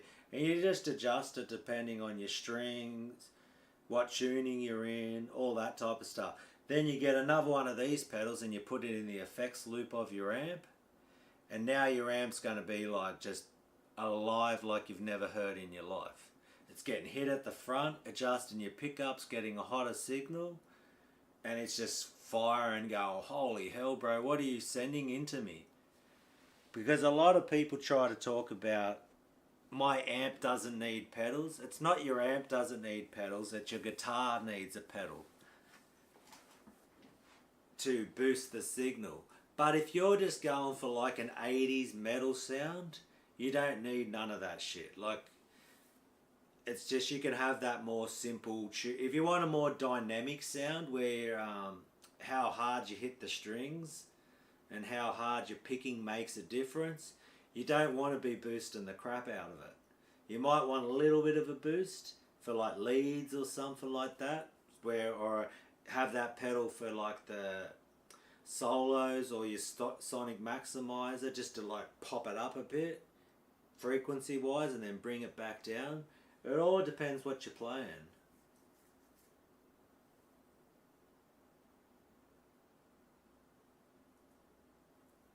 And then you can get, see, that's a GE7, a 7-band EQ.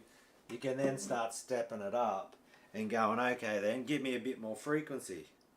Yeah, this goes up. Here's an old school MXR 10 band. Right? And this one's got like 16k. Now 16k is like sizzling off its head. I like to boost around, depending on what mood I'm in, depending on how hot the pickups are or how their high to mid-range content is, because active pickups and a Seymour Duncan, you know, sounds like, we'll say like a JB, sounds different to a PAF Pro. They just got more like a different sort of, some have pickups have a lot more sizzle and top end on them, and some have more mid-range spike, but I tend to not like 16k the most. It's very, it's really sizzly. I don't like it that much, so sometimes I'll just like scoop out the 16k but boost the 8k and the 4k. And I probably like to push my two favourite ones to push are the 2k and 4k. Yeah, like the Phase 90. The Phase 90's got like a spike in it, eh? And they're meant to be good. I've never tried them. But I love, yeah, for some reason I love 2k and 4k. Which you could easily like, oh, it's on now. I just gotta say hello. This guy. Welcome. I just got a Patreon, on the live stream, just got a Patreon member.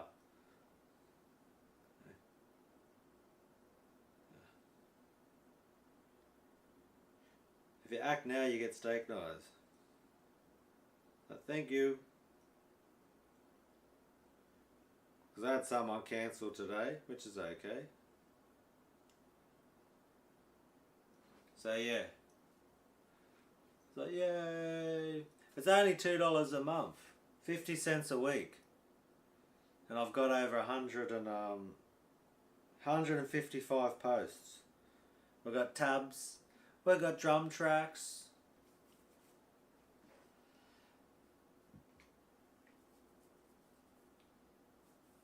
So yeah, you can go have a look at it if you'd like.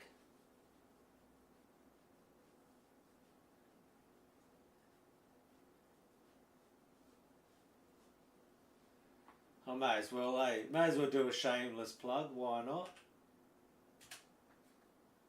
While we're on here, why not, eh? The only thing I try to sell on YouTube. Yeah, and that's it. Like, you can even use crappy gear. Like, I've seen that done. I'll even pin it. There we go. There's me Patreon. And I think it's good value.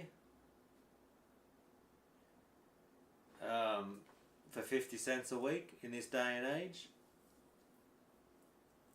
And I try to put out at least, you know, everything I put on YouTube, every video with tablature is on my Patreon.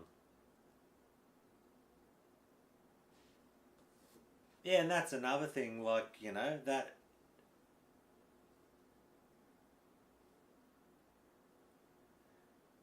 I use a drum software program called Superior Drummer. And you can also get Superior Drummer drum tracks on my Patreon for the low price of 50 cents a week. But enough with that one. I'll even show you. I'll be back in a sec. I'm just gonna go. As we'd say in Australia, I'm gonna siphon the python.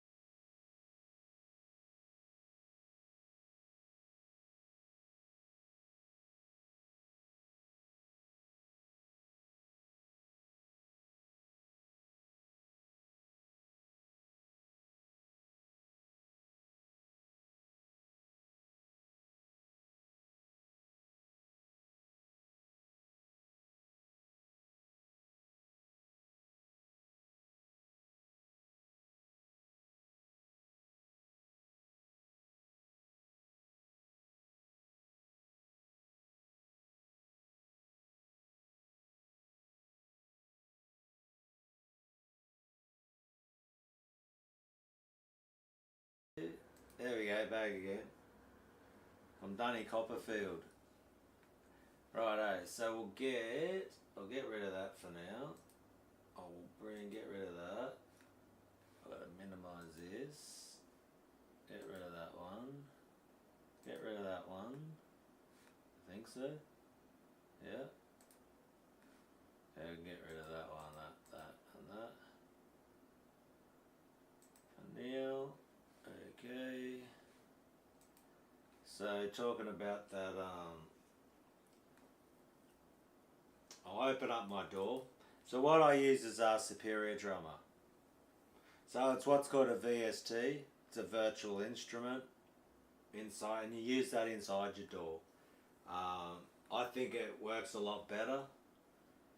So if I go display capture, we'll go like that. I use Studio One R5. Here's one. Is it the project or the song? Yeah. There we go. So we'll load up this one I was working on before. Then it'll make everything load up for me.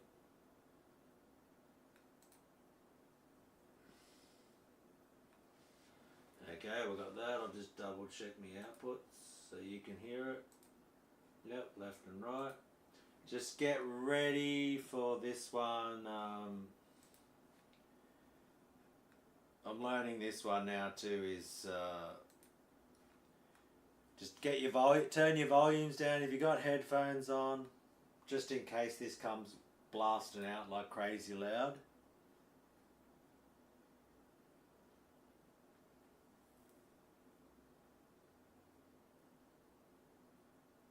Yeah, natural sound.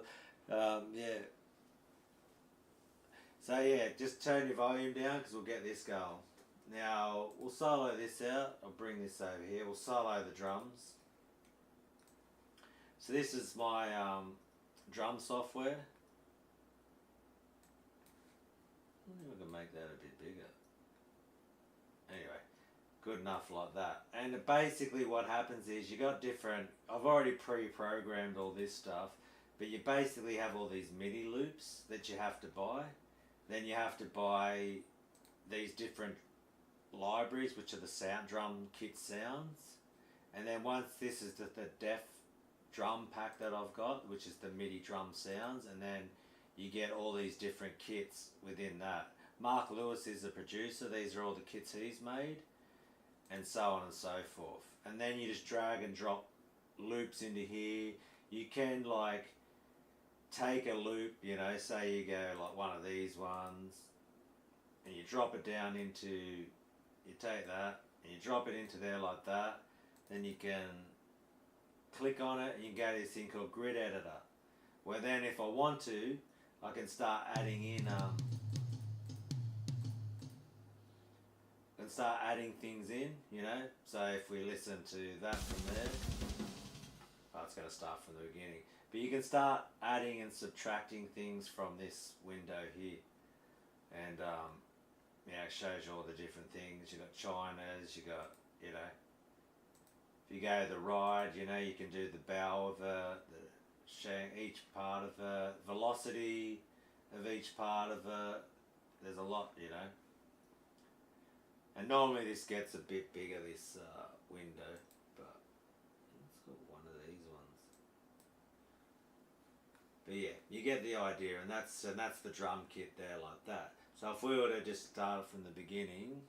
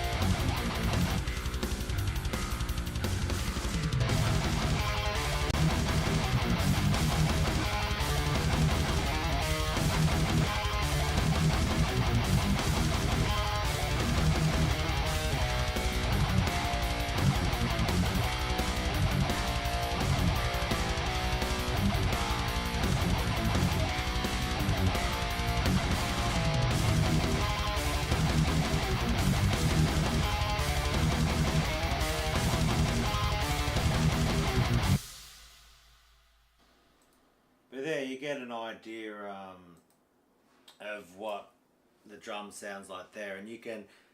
Some people use like that piano roll to program their drums. I'm way too lazy for that. So that's Tune Track, Superior Drummer. I've invested a lot of cash into that. No worries, thanks for hanging out, Grant. But yeah, it's a sick program, I love it. What else we got on this one? We could show, go back to the start. Where's an old one? What's this one?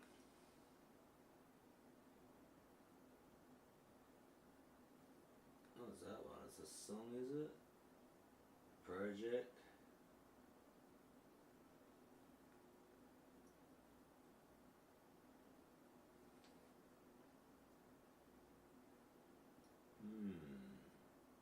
What's that one? Let's have a little look at this one. Got a compressor in there. Oh, like that, eh? Okay, we don't want that one. We'll get out of that. Go back to the start again. What was this one?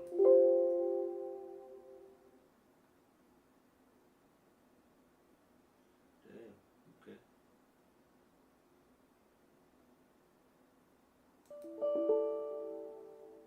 Okay. Must have when I moved everything. It's not going to search where it needs to search.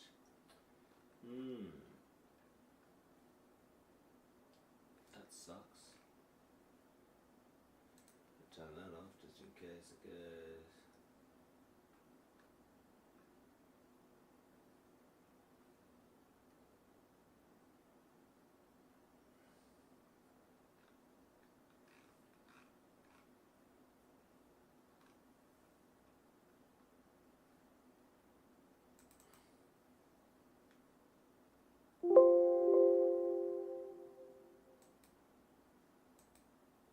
Okay. That's what happens when you move things around. My first guitar idol was Slash. Good old Guns N' Roses.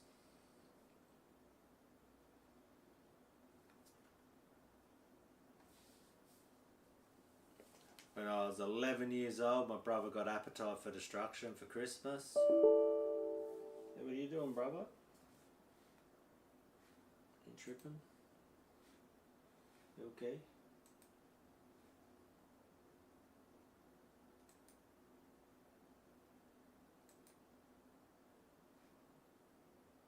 But yeah, that was my first one.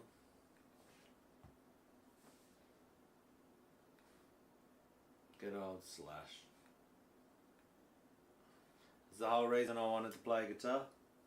Heard that album when I was 11 years old and was like, hell yeah, that sounds awesome. That's pretty much why I got a Les Paul. That's my tribute to Slash.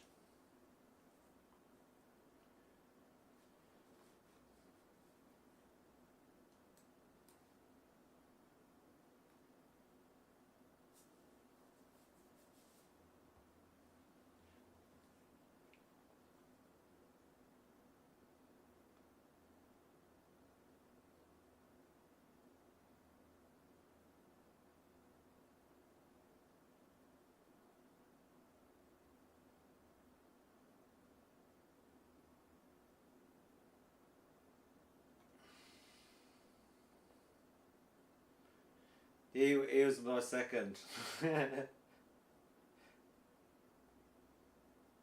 And then I heard Pantera. Yeah. Because I got a dime guitar too for me tribute for him.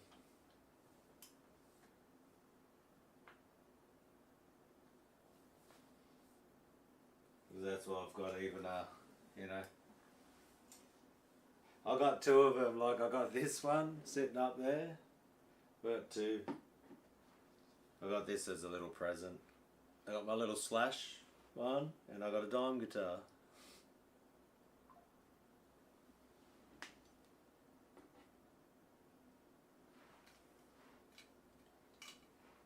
damn, I got another person. That's a Patreon. Wowsies.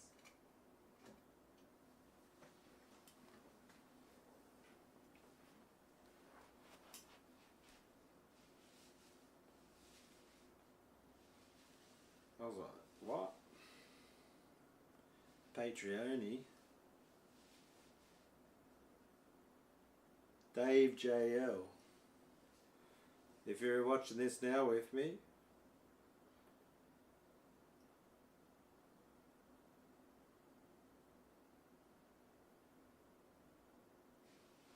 wow, sand chuck. That's insane.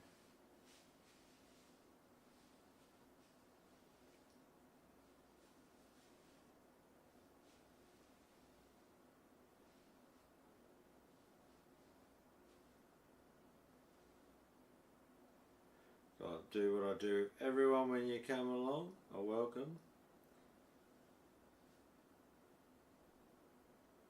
Yeah, I'm old too.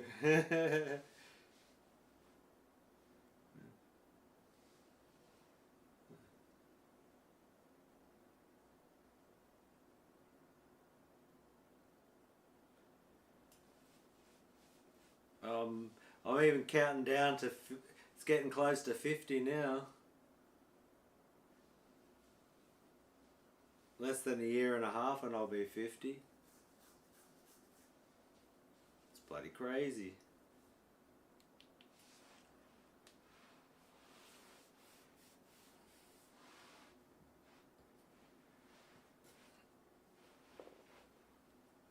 Yeah, I suppose like that's sort of old for bloody nearly. I'm 48 now, so yeah, I definitely feel it some days for sure. G'day mate, Struth. What's up, Gary? Oh, thanks, Dave.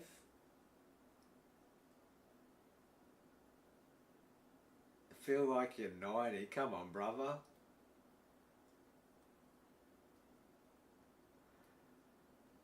$25, bro.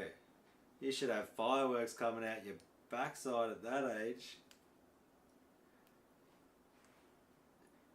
What do you say? I just work in a factory picking building supplies.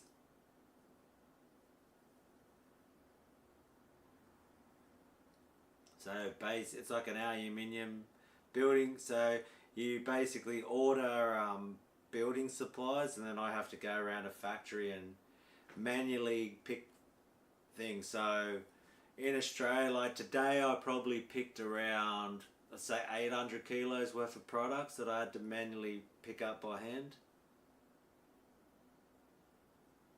So if you're an American, like I can lift anything from 2,000 to 3,000 pounds worth of building supplies a day. Probably even more because I've got to like double handle it. So, I mean, I could lift freaking 4,000, like accumulation of weight over the day. So you'll have some pieces which are like 40 kilos, 30, 40 kilos that I've got to, yeah, all by hand. Yeah. Sometimes there are some pieces where you can get a crane, but the majority they're 6.5 meters long, and they're all standing up vertically in this factory. So you've got to go and grab them, and there's this one, yeah, it's like about 30 kilos standing up, 6.5 meters long, and you've got to grab it, pick it up, like put one hand here, pick it up like that, hold your hand here, like jam it into this little holder thing down the bottom, and then walk it down and carry it on your shoulder. And I easily, like the first order I did this morning was close to 400 kilos, and I picked that in 2.5 hours. So I picked close to 400 kilos worth of building supply of this shit in 2.5 hours. That was just getting started. Yeah, I'm only a little fella still, but look. Did you see which that bird went that way?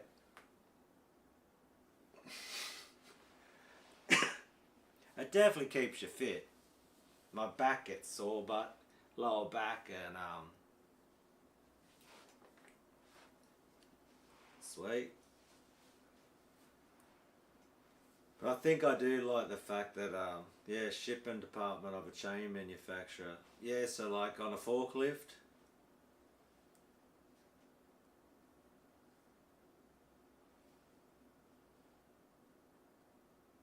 So you manually handling it too, or you're on a forklift, Joe?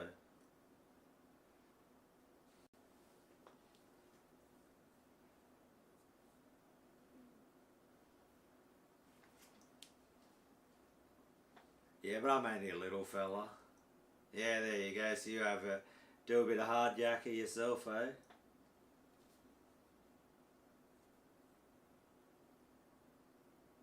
That just means work hard if you're not an Aussie. That's old school. That's showing me age, eh? Hard yakka.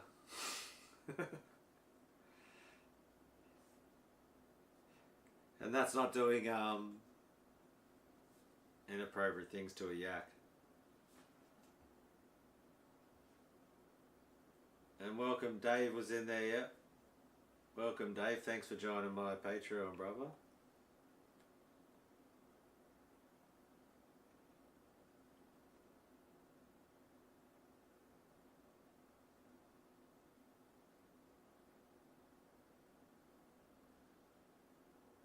Yeah, always comes up on my phone.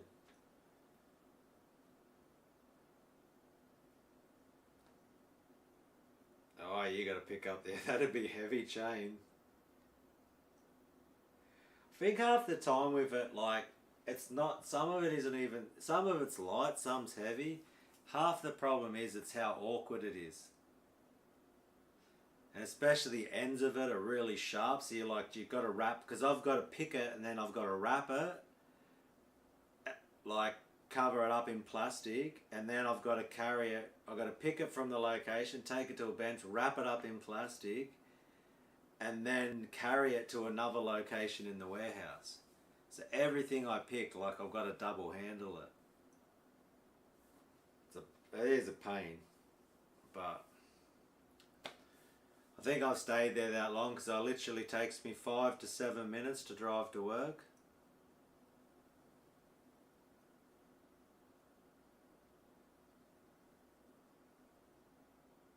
Yeah, and because they're 6.5 meters long, and some of them aren't rigid, so they start doing this. They bend and they go whoa, whoa, like this, like these angles, and there's like 10 in a pack, and you pick it up and it starts doing these wobbles, and you're like, so you're trying to hang on to this, and it's a pain in the bugger. It's a freaking ugh. Some days I tell you. I swear the only reason I'm still there is because it takes me 7 minutes to get to work. And it does keep you fit. But it's not the best for my wrist for playing guitar like some days, yeah. But you just gotta suck it up, don't you, and have a go.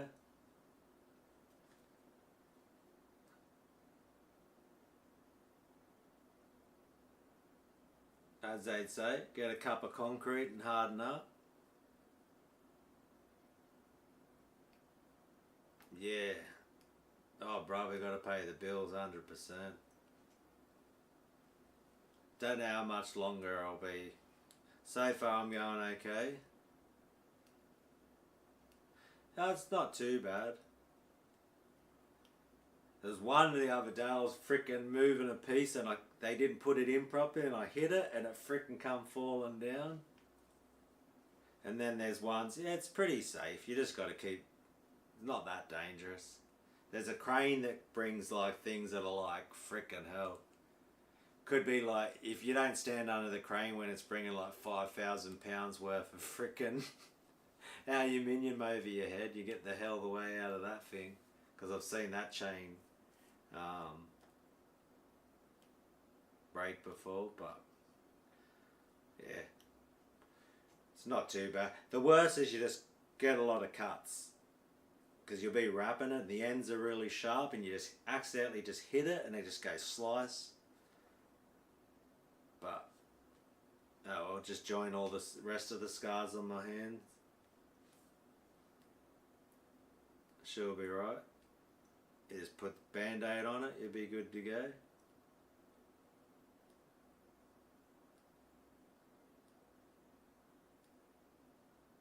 Yeah, you don't want to mess around in construction.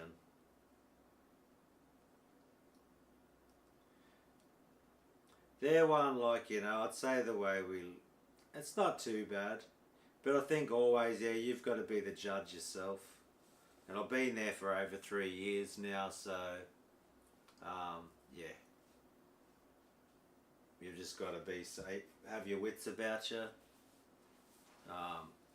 It's probably not the best for my joints and my back and my knees and all of that, but what are you going to do?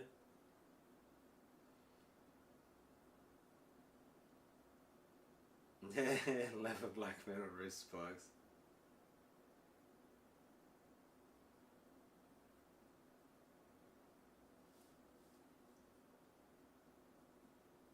God damn. How are you getting sucked through a freaking...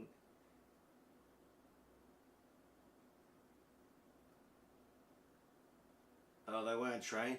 But how do you get so close to a fucking mulching truck that you get sucked through it? You don't look at it and think like, I don't want to get near that.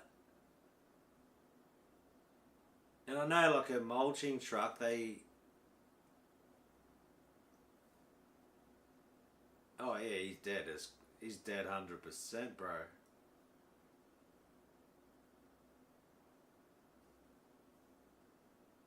You ain't walking away. You ain't getting out of that one.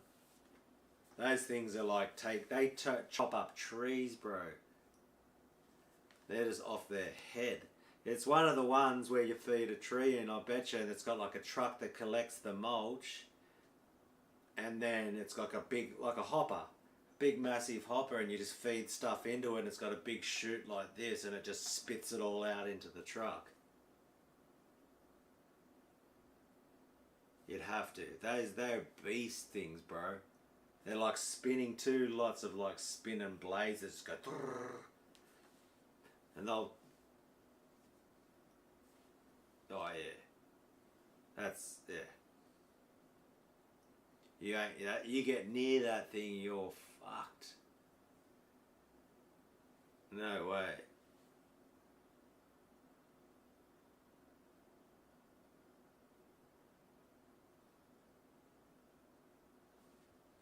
Yeah, pour it into the auger, yeah. The auger, yep.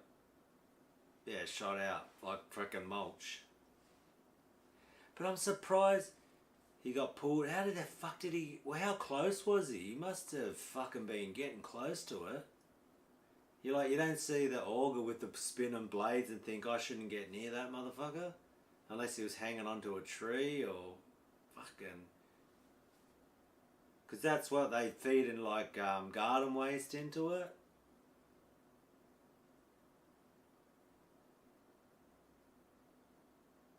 Okay. The mulch crown's at the top because the belt makes a cavity underneath. He went in the back to pull the top off and it collapsed.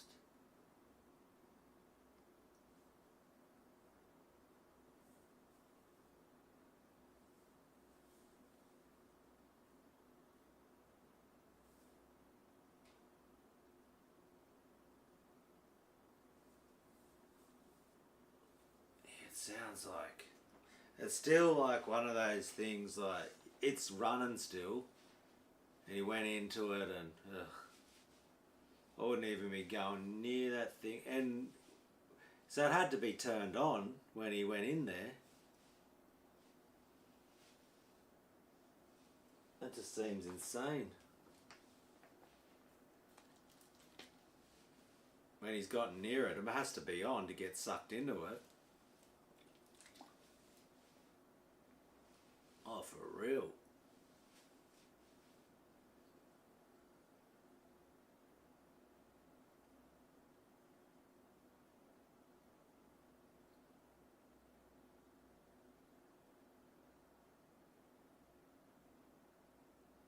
Yeah, but he's gone up on top of it.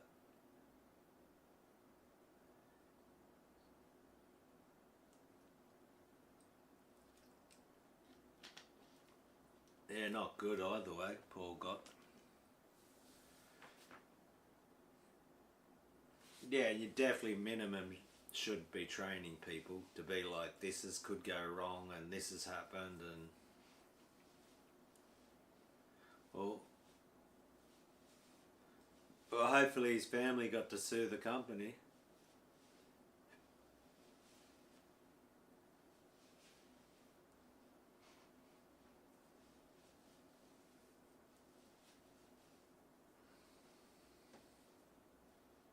Because yeah, that's some negligence for sure.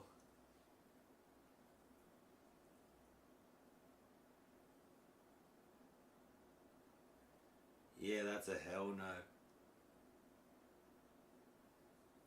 Yeah, the sides cave in on that. You're just being buried. You're dead. Yeah, that's like 2 graves, 2 6-foot deep holes. Fuck that. That's a hell no too. Because even a 6-foot hole could cave in on you and kill you.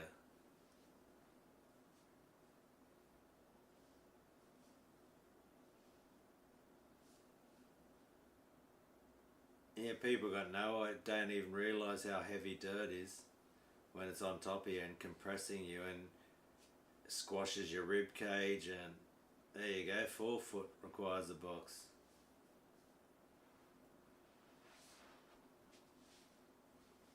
And think I used to play in trenches. I used to play in like 6-foot trenches when I was a kid.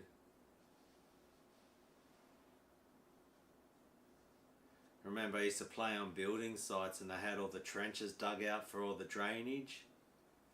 And I'd jump into them and run around and stuff. When I was a kid, on building sites. I remember running through like a construction area getting chased by police, and I fell in one of those frickin' plumbing channels. I was just running. It was at night time, and there was a massive big hole, like a 6-foot deep hole, and I ran into it. Oh bloody hell! At least they didn't see me pretty quick. They're like, "Where did you go?"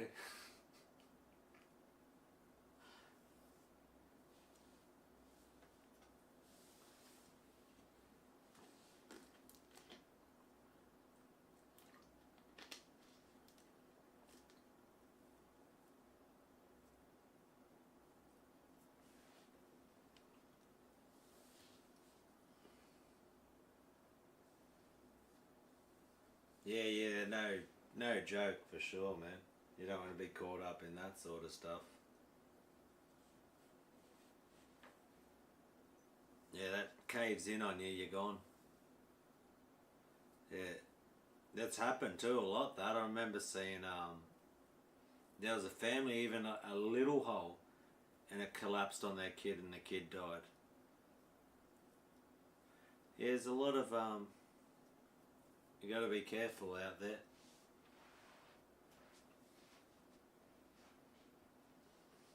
And the older you get, man, you got to be lucky.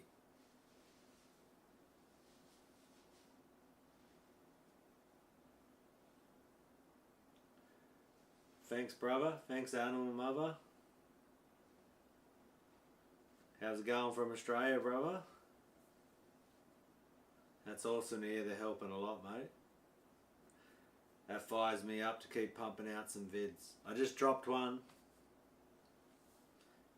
It's a very simple one, but a good workout. And I was thought, how am I going to talk about? So basically, I'm doing. If you're as old as me and ever watched Karate Kid, Mr. Miyagi, wax on, wax off. He's like, why do I have to do this? Oh, why do? He's like, Daniel-san, wax on, wax off. So this is the done method, the Mr. Miyagi method. If you just keep doing that gallop one, and then you add in another little bit of a spice, little bit of extra with that one, you'll start connecting all these little dots. You'll be like, holy crap, diddle it, diddle it, diddle it, diddle it, diddle it, diddle it, diddle it, diddle it, diddle it. You'll be galloping like a machine.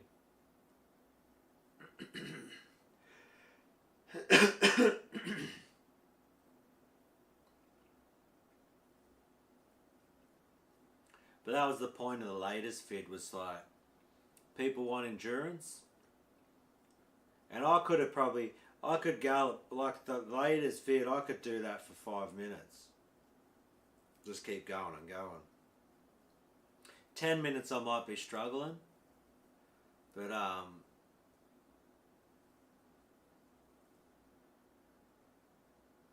man, I'm lucky I survived. When I was young in a car, man, I'm surprised I survived in a car. I lost control at 100 mile an hour and didn't even smash. I was going backwards, turning the steering wheel, freaking flying around all which ways. It was crazy. And survived it. Didn't even smash me car.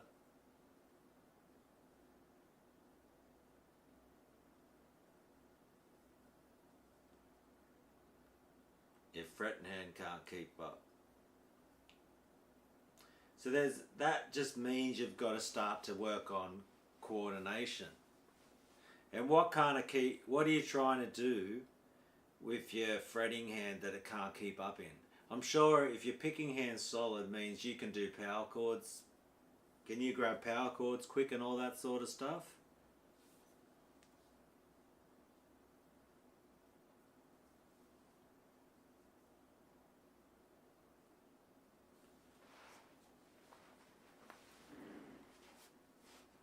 If I do a quick, that's still open. See, it means you've got to break it down into its the fundamentals of where you're getting caught up. And I can still, like, I can improve too myself, right? I've got a limit of what I can do. But there's some things I can do pretty good and other things I'm struggling. Man, Mace said trills, you're struggling with trills, is it?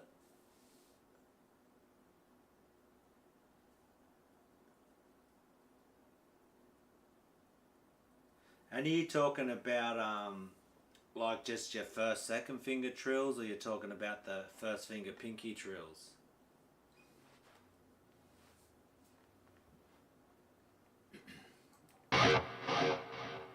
Ooh, a bit loud there.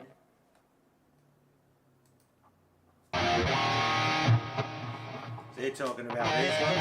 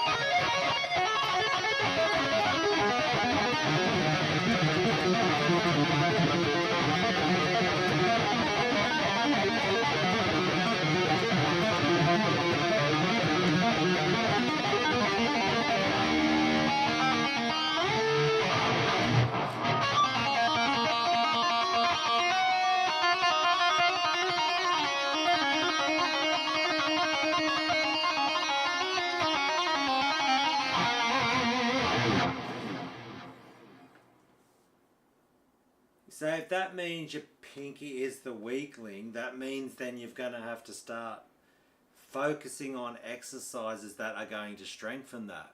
An easy one to do that, which I can't do it that great myself. Now if you go your first your first finger and your second finger, you're going to be able to. Then what you'll do is your second finger and your third finger. And you do your holding on your third finger down and just do your pinky. See, I can't even do that that quick. But if you just kept going like that, and then the other way is to go. That's like a 3-finger. Or if you do these ones, like pick and go.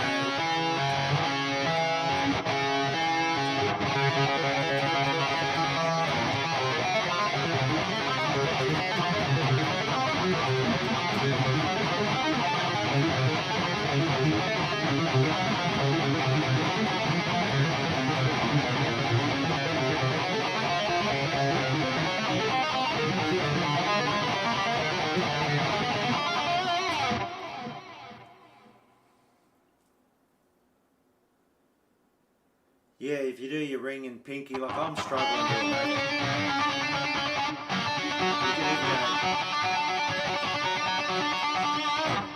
Because I can use my pinky good in a legato setting where it's like, or if it's tapping.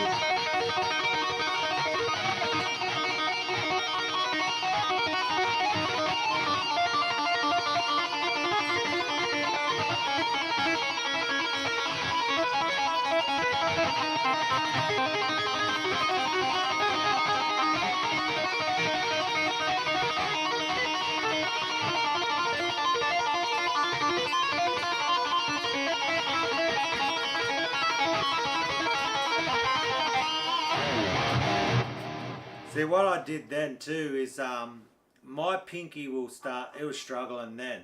And so what I do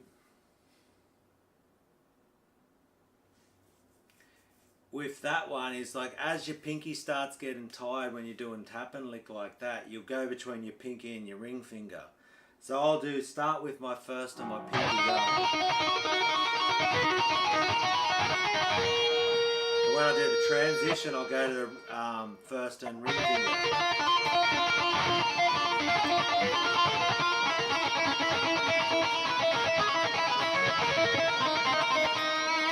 And then finish, just alternate between the pinky and the ring. So you're giving your pinky a rest, then your ring finger a rest.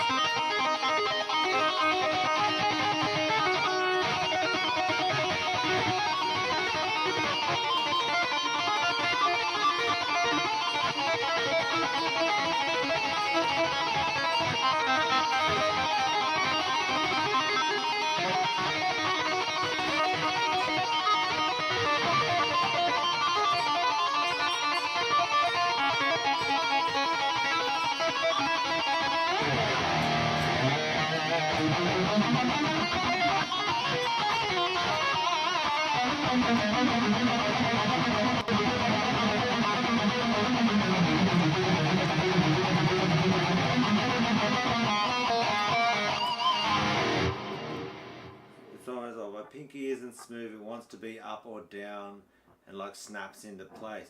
So it's really one of those things you've got to start to try to be really, and I'll try even just turn the gain down a bit with it.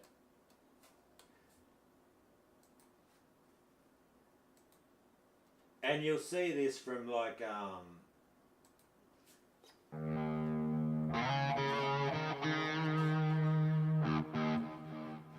so, and even like a lot of these, you know, you got to then start looking in if you want to use it more. It's almost like you got lead and you got rhythm, okay?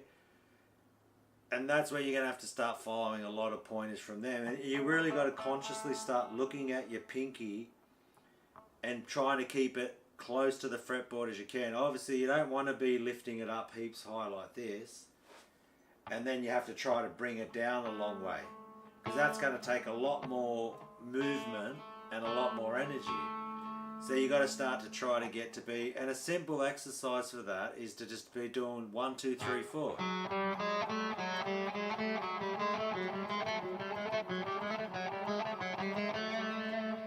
could do it in legato.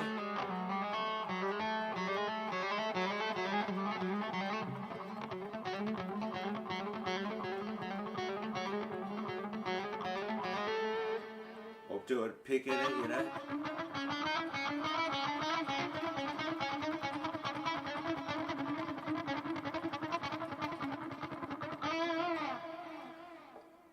And that's, I haven't done that one in a while, but that'll start to really show you when you do 1, 2, 3, 4. It's an awesome coordination exercise.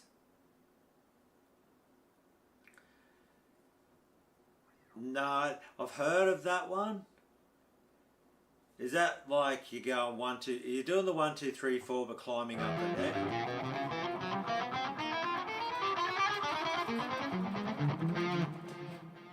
Is that it?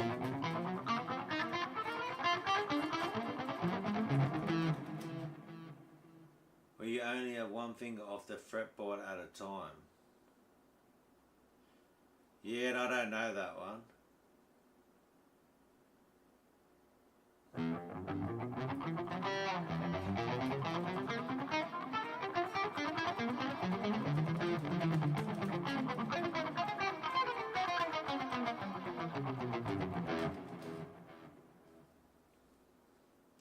That's one that I've done. It's a Kirk Hammett one where you just do the 1, 2, 3, 4 in diagonals.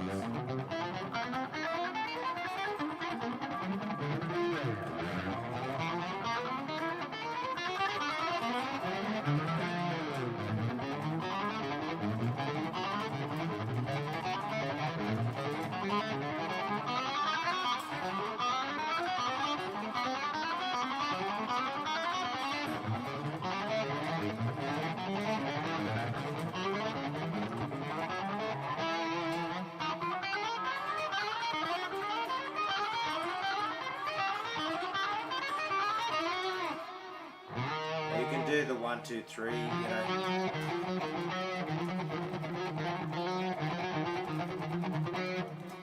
I've got delay on, so that's freaking throwing it off a bit. I'll turn the delay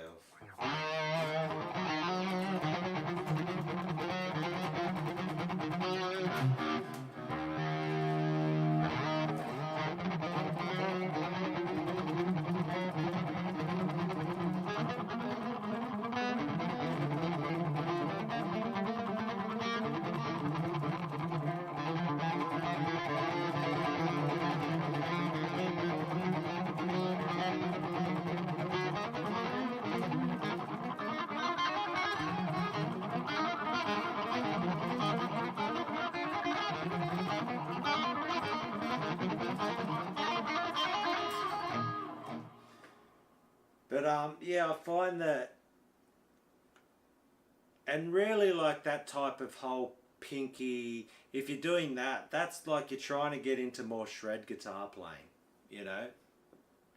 If you're talking about whatever you're trying to do, you basically just got to do more of it. And if you're pinky, you know, keeping your fingers as close as you can to the fretboard.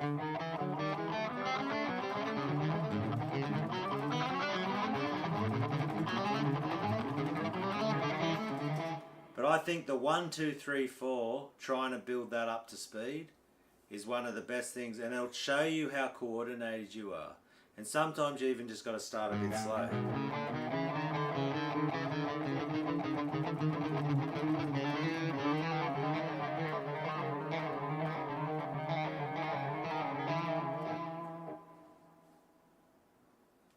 See, one thing with the exercises is they're going to give you strength and coordination to help you learn. It's all part of it. It's a whole. It's not just exercises are part of the whole. It's a whole thing. And you've got to sort of look at each part of your playing and be, okay, do you know all your chords?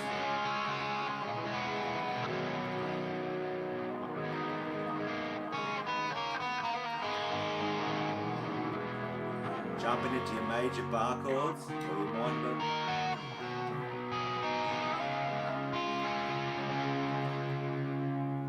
I think I've got that freaking overdrive pedal on, that's why it's freaking gaining off its head.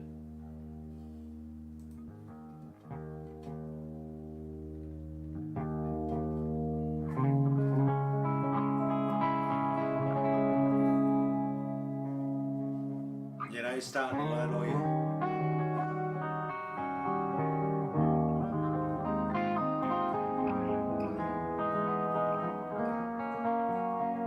I think even clean chords will start to get you.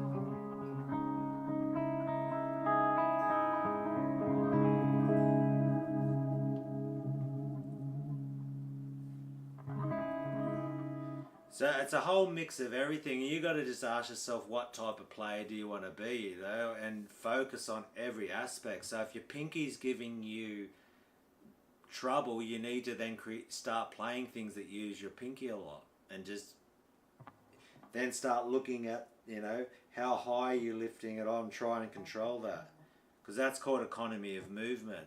And start studying people, like, because you're basically going to have rhythm, lead playing, and then the rhythm and the lead can meet somewhere in the middle. Do you want to do things with sweep picking in it?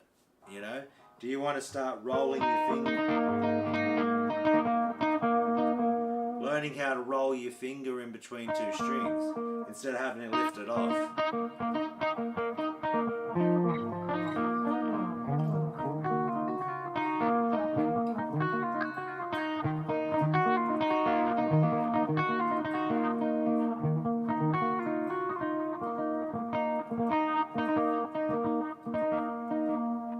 That's like little transitions like that. You know, there's lots of things you can focus on. And, you know, I haven't mastered them all and all those type of things, but I've definitely, you know, looked at this long enough to know that everything is broken down into sections that you, you know, like, so, like, do you want to work at your alternate picking? Do you want to work on your down picking? Do you want to work on your gallops? Do you want to work on each one of these is a skill that then you have to focus on. And if you're lacking in one area and you want to improve it, then that has to be the focus.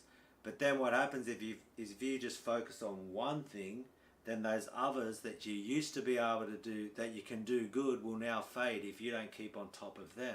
And that's what I think it's a struggle with guitar playing, is that once you've sort of mastered something, you move away from it, you will start to gradually get worse at it if you don't keep paying attention to it. And I think clean playing is definitely something to really and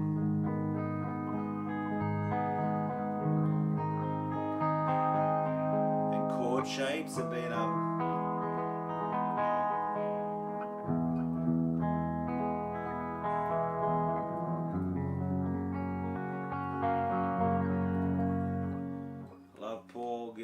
Buckethead, so I'd love to play mostly wrist, but with some just explosive playing as much as I can.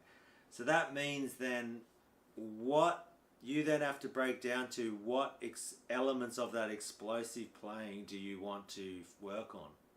So there has to be a focus on, are they using legato? Are they using alternate picking? Are they doing sweeped arpeggios? Do you want to start doing like,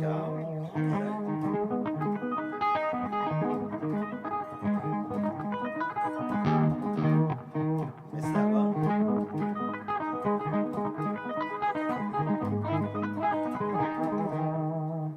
We go back probably a little bit more gain on that one. Turn the master down where I get a boost pedal.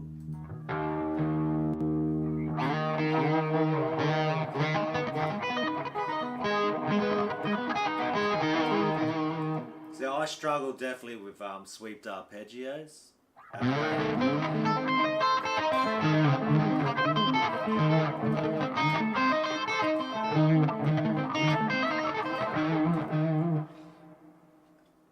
Legato I've definitely got down if I go back to the overdrive. Oh, we're getting a bit loud there, son.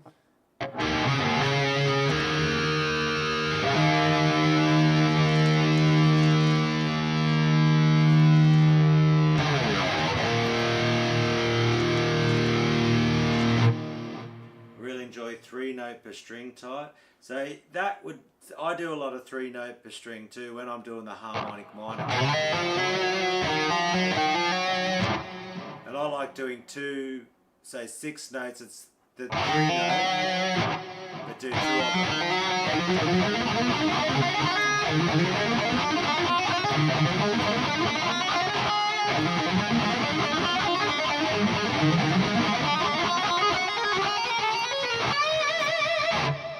That's one of my favourite things I've got.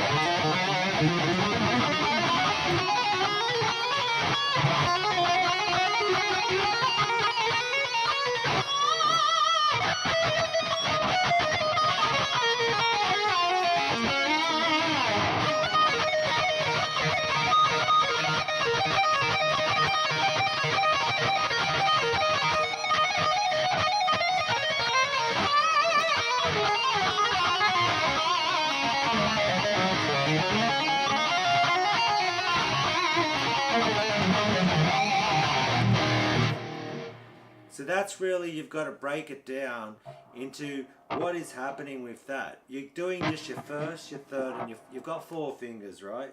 So you go on your first, your third, and your fourth. And then when you go up to you're doing 2, starting with your first, third, and fourth. And then when you get to your 3rd string, you're doing your first, your second, and your fourth. And if it's just doing straight legato hammer-ons, then that means you just got to start slow, and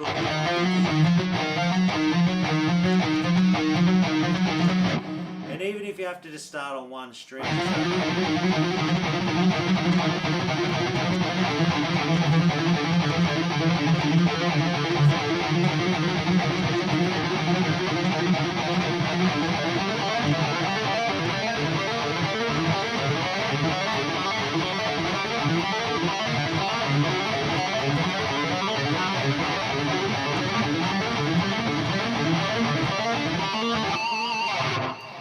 so what you would do is you just keep working on, because when I started doing that and I didn't know what scales I was doing at a very young age, I realised that if I just do my first, second and fourth finger and just run up and down, you know, vertically like that, up and down, the same pattern, just back and forth. So you just go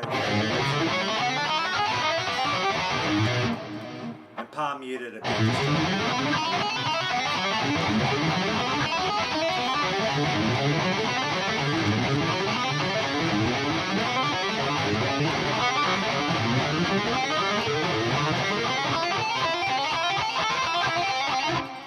I do 2 lots of it.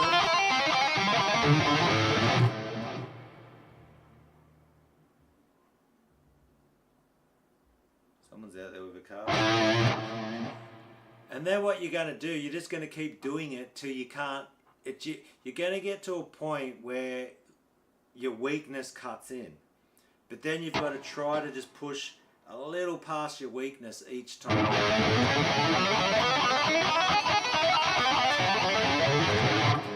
And when you're doing it, you've got to try to stay really loose and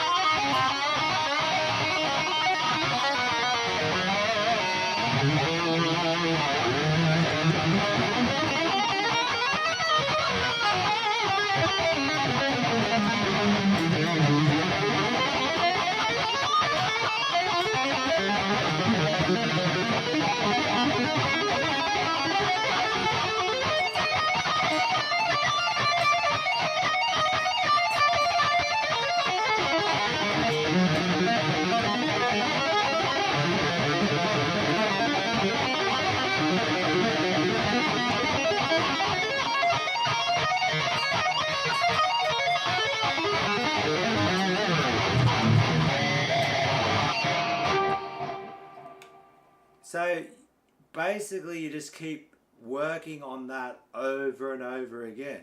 And all you're either doing, when you're doing 3 notes per string, you're only using 3 fingers at a time, aren't you? And it's usually only ever your first, your third and your fourth, or your first, your second and your fourth. The only thing that changes is you sometimes will stretch out, but it's still using those same fingers. So if you would just do the classic over, that's why I started calling it the 4-finger method, because you'll notice if you're doing like the harmonic minor scale, you're only using those, you're just covering 4 frets at a time. Then even when it moves there, you're just moving up 1 fret, but you're still just covering 4 frets at a time. Then when you shift back to here, covering 4 frets, but now we're going to cover 1, 2, 3, 4, 5 frets.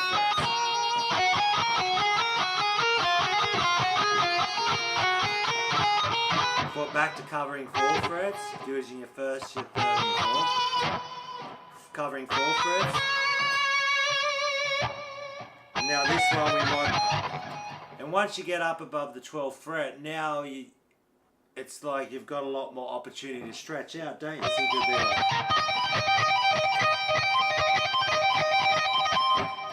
I could go 12, 16 and freaking what's that, 20? That'll be 17, 18, 19, 20, 21.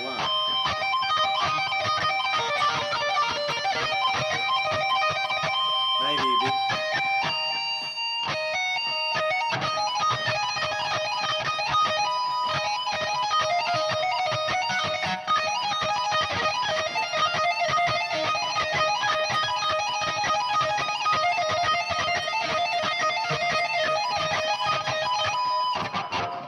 That sounds sick if you put some delay on it.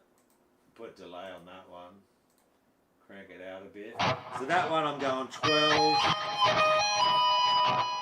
I'm going 12, 17 and 20.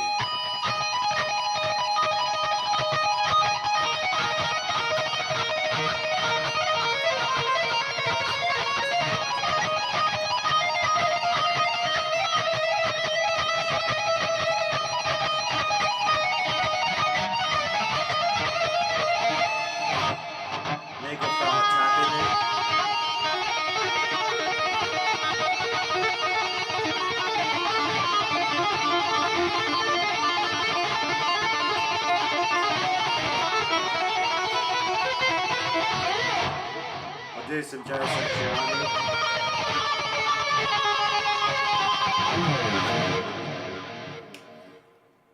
But it's really just going to come down to, even with me, like, you'll see someone like Brandon Ellis, he's just an absolute master at that sort of stuff. And it's just the amount of hours he would have to put into that sort of playing. And then but you could definitely achieve what I'm doing, okay? Because I'm not at that Brandon Ellis level. Like, I've got a couple of little licks that I've worked on. And if your pinky's giving you trouble, means you just got to do more of it, you know? If you want to be,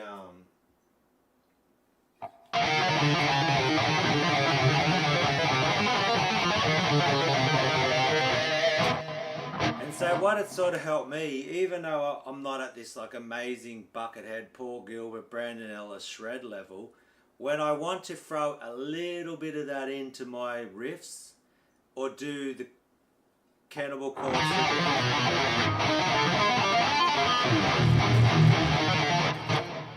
she's a bit freaking too loud on that one. We'll turn the output down. That's not fun now. So if I want to just throw in some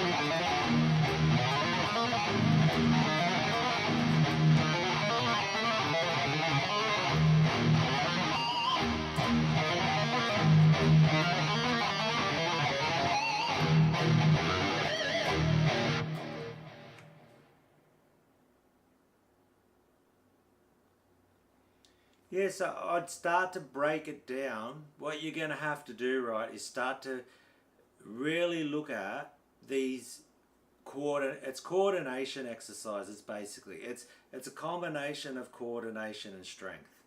That's really all it comes down to.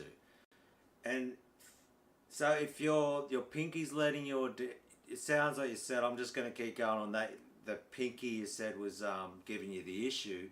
Means you've got to start to play licks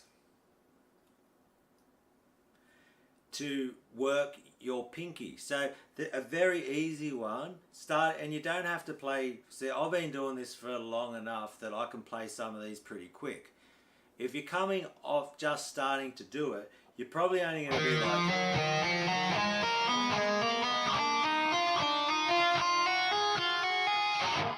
but when you're playing slow, what you want to start to focus on is how high is your pinky off the fretboard.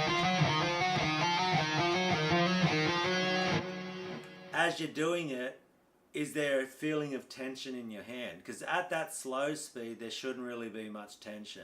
It's just about getting the feeling of you want to even do it to a metronome, or so you've got that flow of like because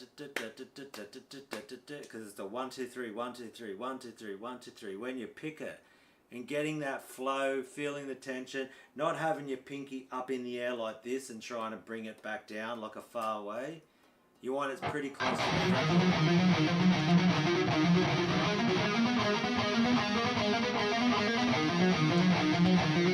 So I'd even start just on 1 2 strings at a time. Yeah, 1 2 3 4 5 6 7 8 1 2 3 4 5 6 7 8. And then I just keep doing that over and over again. Doing your first, your third and your fourth between 2 strings. 8 times on each string with a hammer-on motion. 1 2 3 4 1 2 3 4 1 2 3 4. And then as you slightly start building that up, then I'll go a little bit quicker. And what you want to do is go to the point of absolute, like your hands, like exhaustion.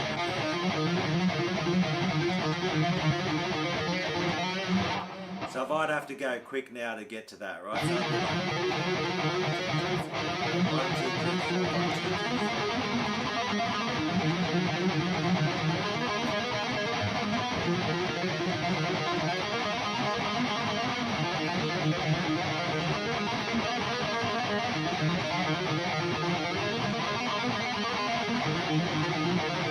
So I'm starting to get a little tight now.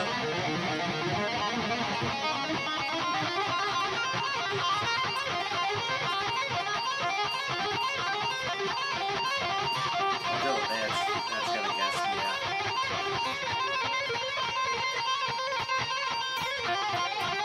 I'm just going to keep doing this till my hand starts to get tight.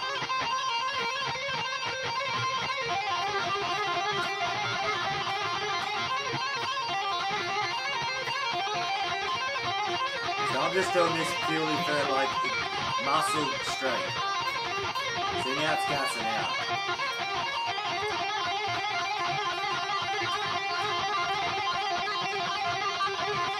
That's hurting a bit, but I can feel the pain. But I'm like, yeah, that's fucking gassing out. And see, I'm just staying in one place. Like that started to really get tight and burn through here, right? And I could have went for longer if I want to build strength. And I'm just going to push, like I'm going to, it's a fine line. You want to feel pain, but you don't want to injure yourself. You know? So it's that, and that's what I would always do when I do that. You just got to keep going, like look at your form. And then once you gas out your first and your third, and I was feeling it here, right? Because my pinky, my ring finger and my pinky are always going to be the weakest link, right? And then same with, then I'm going to go first, second and fourth, right? And then I'm going to do the same. I'm just going to go up and down the neck, go.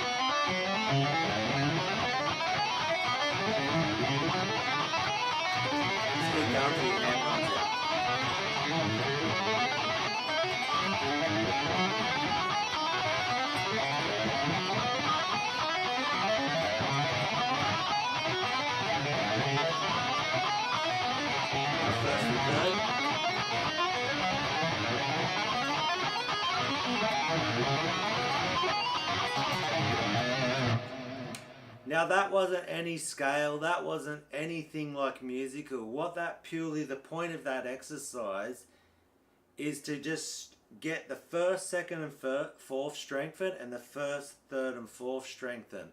Then when you go to do a harmonic minor scale, all you're doing is combinations of 1, 3, 4, 1, 3, 4, 1, 2, 4, 1, 2, 4, and then 1, 2, 4. That's 1, 1, 3, 4, and I'm calling out the finger. 1, 3, 4, 1, 3, 4, 1, 2, 4, 1, 2, 4, 1, 2, 4. And the pinky just reaches over that one fret. But the whole climb of that is only four fret blocks. And now because you've been doing it, you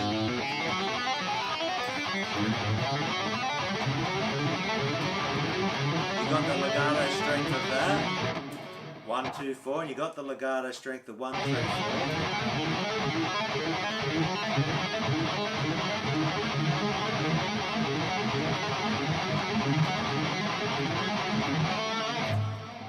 Now you can go, okay, well all I'm going to do is go 1, 3, 4 2 times. 1, 3, 4 2 times. 1, 2, 4 2 times. 1, 2, 4 2 times. And 1, 2, 4 2 times again. And go up.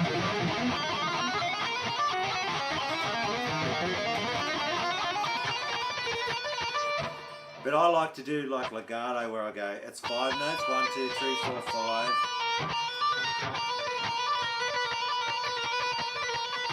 When I get to that one, I want a 5. So it's like 2 lots of 3.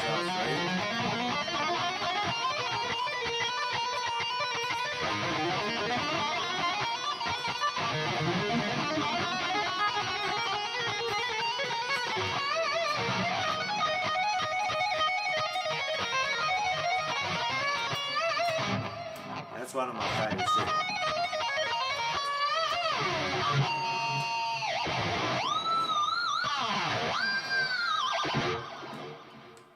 But I hope that gets you some idea of, like, you know what I mean? How you're building the coordination and strength just through that, and then you add in where you're actually going to put your fingers. And that's something I did a lot when I was starting off, where I just was purely focused on strength and coordination, and then I just worried about the actual scales and where I'm going to put them, because it never changes. It's either 1, 3, 4, 1, 2, 4. That never changes. And then legato, sweep picking in arpeggios, there's 2 string sweeps, 3 string sweeps, 4 string sweeps, 5 string sweeps. Start to break down each little aspect of that. And if it's one of those things too, especially with shred playing, you have to be like hungry as. You could easily get to where I am, but to get to that next level, that takes yeah.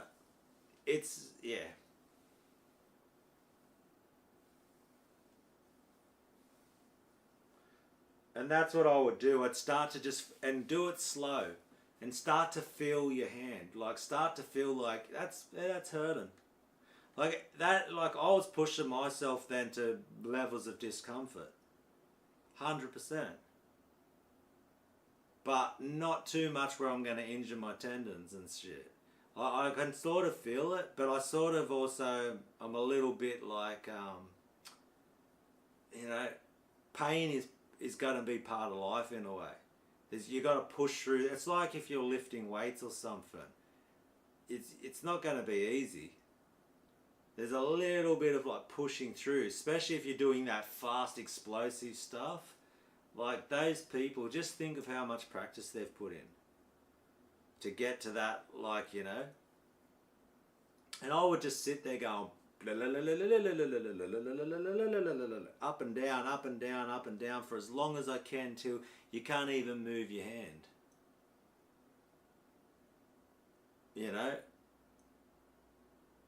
And that's how you start looking at like lead patterns that you see and start to notice the groups of threes. like you said, 3 notes per string. Then look at it and say, well, are we using my first, my third, and my fourth, or are we using the first, the second? Because a lot of other things will actually show you the correct fingering too. There's a lot of patterns out there, and you'll see numbers above it going 1, 2, 1, 2, 4, 1, 2, 4, 1. It actually shows you the correct fingering to be using in certain situations. You know, start to slow down videos of like Buckethead or whoever it is, and start to see what are they covering 4 frets. When they go for a certain little lick, which fingers are they stretching out to do that? And isolate it into little sections. They go, okay, then look at your playing and say, okay, I can flow through this part, but this is the part where you struggle. So that means that little section is the part you need to really focus on and like get all your attention on there. And then break it down into what is it? What is the technique being used? Is your problem a coordination between these fingers? If it's a problem between the pick and the coordination, means you have to start doing picking exercises that force you to go da da da da da da da da da da da. Is your fingers, like you said, is your pinky coming right off the fretboard like this? You got to start to then consciously start to try to bring it down. And if that means playing it, you got to play it slow and controlled before you can build up speed. I read this in a book a long time ago. It's like if you got to play it correctly slow before you can ever play it fast. But you've also got to try to go push yourself fast too. But you got to get that mechanics right. The fingers can't come high off the board. That's called it, because then you've got a longer way to travel, more force, more muscle to get that thing to come down. And just start doing picking exercises that will, or legato exercises that are going to use your pinky. And start to feel that burn. It's going to happen here, right there in your hand. You're going to feel the burn. But the burn's good. That means the burn means you're isolating your weakness. Okay, because when you use your first, you won't feel the burn in this part of your hand which the two tendons running down from your first and second finger. You're going to feel it over here on this side of your hand, because that's where the weakness is. Because when we play power chords, we're just doing first and third. We go bang, you know, and it's more like a grip motion. But you know what I'm saying. Start to just really like hone in on those things, and let me know, yeah, next time we're on here, or leave a comment. I'll try even create some lesson videos on it. But it's very, I call it like it's it's Mr. Miyagi stuff. It's that repetitive motion, you know, and once you've got that repetitive motion down and the strength, then you'll be able to utilize that in these more complex patterns. Because this is, I think, half the problem is people focus on the scales and all of this, and they're like, and it's like your brain's trying to do two things. It's going, holy shit, I've got to remember this pattern, and I've also got to move my fingers fast, and I'm getting tired and sore. But my workaround was, how about I just get strong, and then I'll worry about the patterns. Probably not the smartest way, I don't know, but that was my method. Probably a bit longer, but yeah. And then start to, you know, go through a boot camp with one of these amazing players. Get them to really start to hone in on what's happening. I think, like, for economy of movement and the correct way to shred, probably one of the best on YouTube right now is that Bernth. Of all the people I've seen and watched on, I think Ben Ella has some good, you know, Uncle Ben. He's another good one who definitely has some things, but I don't think he focuses on, he's not as like minutely focused on the hand as much as like Bernth is. Like, I don't really cover like how you should hold your pick or how deep or all these nuances to make you improve. I more just say, here's a pattern, you figure it out, and keep it a bit more simple. But I think if you want those explosiveness, you've got to really start looking at, one is what's called, and maybe you don't even know what to research. You want to start looking at what's called economy of movement. Economy of movement and pick slanting. They're the two, okay? Research those. I'm not an expert on them, but I know that you need to listen to those people.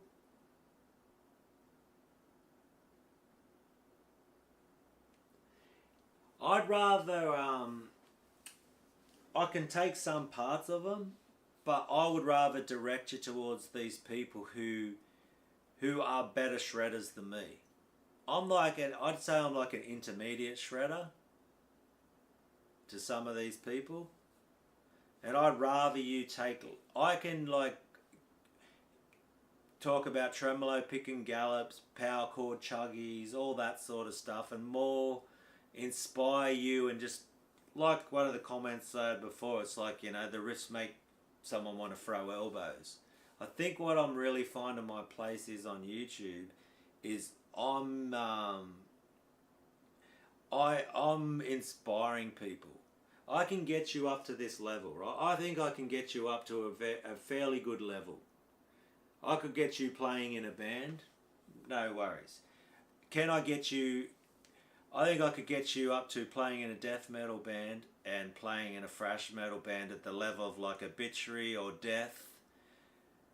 Maybe not some of their super shredders, but about that sort of level. Comfortably, no worries. I think like Deicide riffs, Slayer, Pantera riffs, I can play all that. Sepultura, no worries. When you want to start talking about getting into like tech death, that's pretty much where the separation goes. So like, you know, I'd say like I'm like Obituary, Slayer.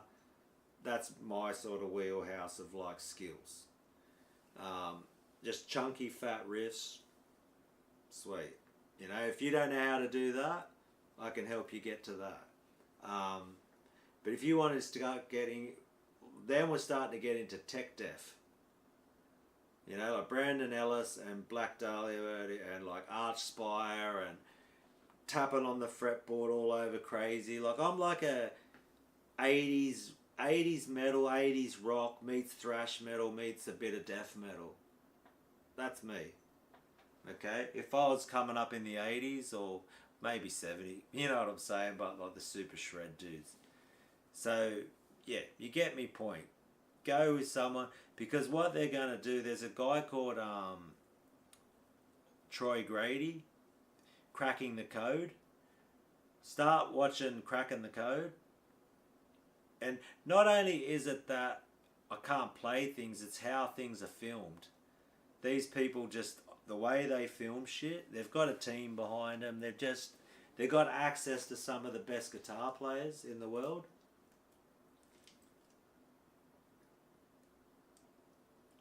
There's a guy called Troy Grady, right, Cracking the Code. He gets a camera right in and watches you see the angle of the pick. And that's what it's going to have to take. You know, and I think for practice exercises, then I think Bernth is one of the best on YouTube right now. That's why he's killing it. There's another guy too. If you watch Ola has a guitar teacher. So I forget his name's John something. He's another really good one. He does lessons too. He actually teaches Ola how to play lead and get better. So Ola's got a guitar teacher. Just Google that'll go on his channel. Ola learning stuff. He's another really good one. Okay, you're going to need someone like that. Then you're going to ask yourself the question, when you try to do it,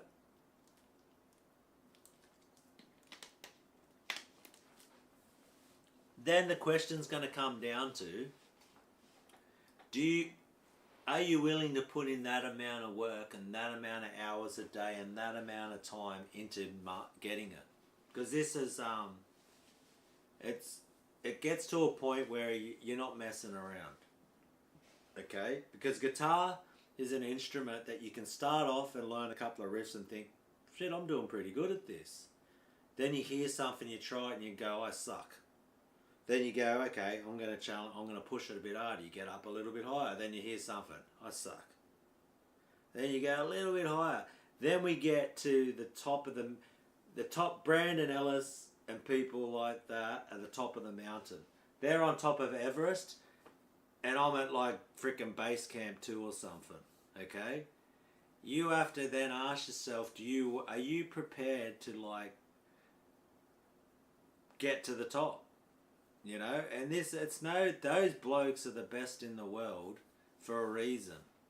You know, there's, I think, natural gift and ability, but there's also just this, bro, these people are insane, possessed. They've put so much work into this, and tell you what, I'm just too lazy to push myself that hard, because what'll happen is I'll try to play it and I'll just be like, I couldn't be stuffed doing sweeped arpeggios. This is boring the crap out of me. This is too hard.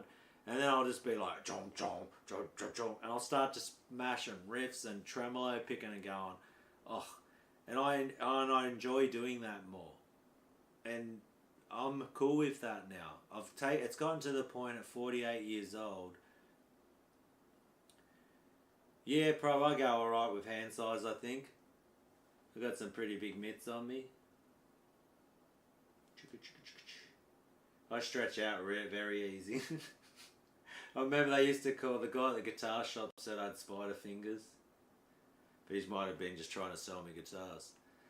But yeah, then you've got to, and I tell you what, I'm pretty much happy where I'm at, and I'm maintaining what I have.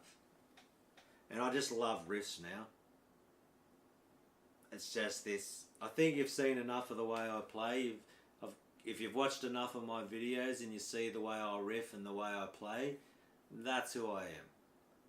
And all I'm trying to do while I work full time and do all this is just maintain where I'm at and maintain who I am and what I am as a player.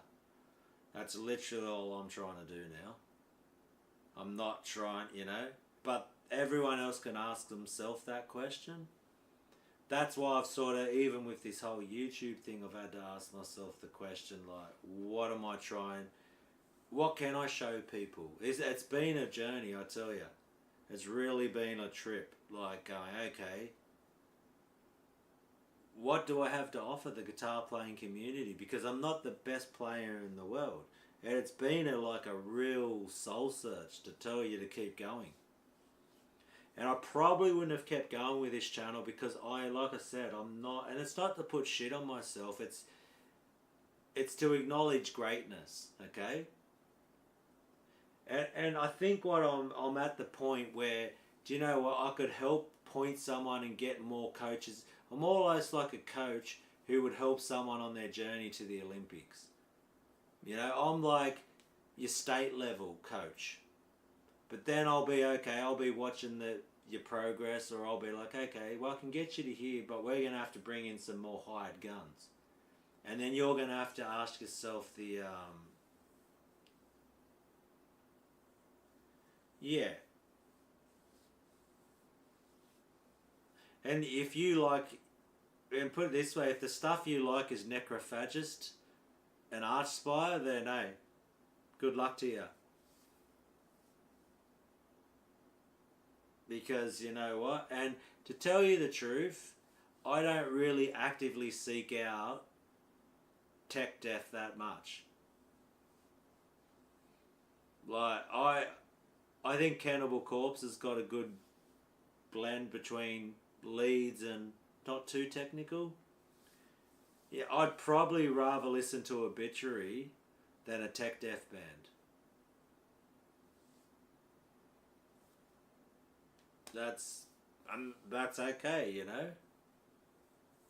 Your grindcores, sometimes I'm not that extreme, I like old school death metal. Like, just solid. Like the Obituary, the End Complete album is one of my favourite Obituary albums. I think that's just that with some death, and then with some Deicide, and then throw in some Slayer and stuff, and I'm happy.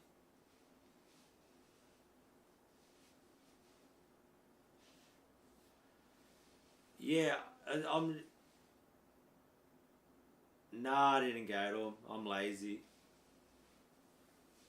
I have ringing in my ears. I swear it's turned me off freaking going to live shows and getting my ears blasted. And I'm just a lazy freaking hermit. But you know what I'm saying. So hey, I'm where I'm at with my journey. I'm pretty happy, and I'm just like nah. Oh no, comments like that. The fact you love the videos that I'm doing, hell yeah.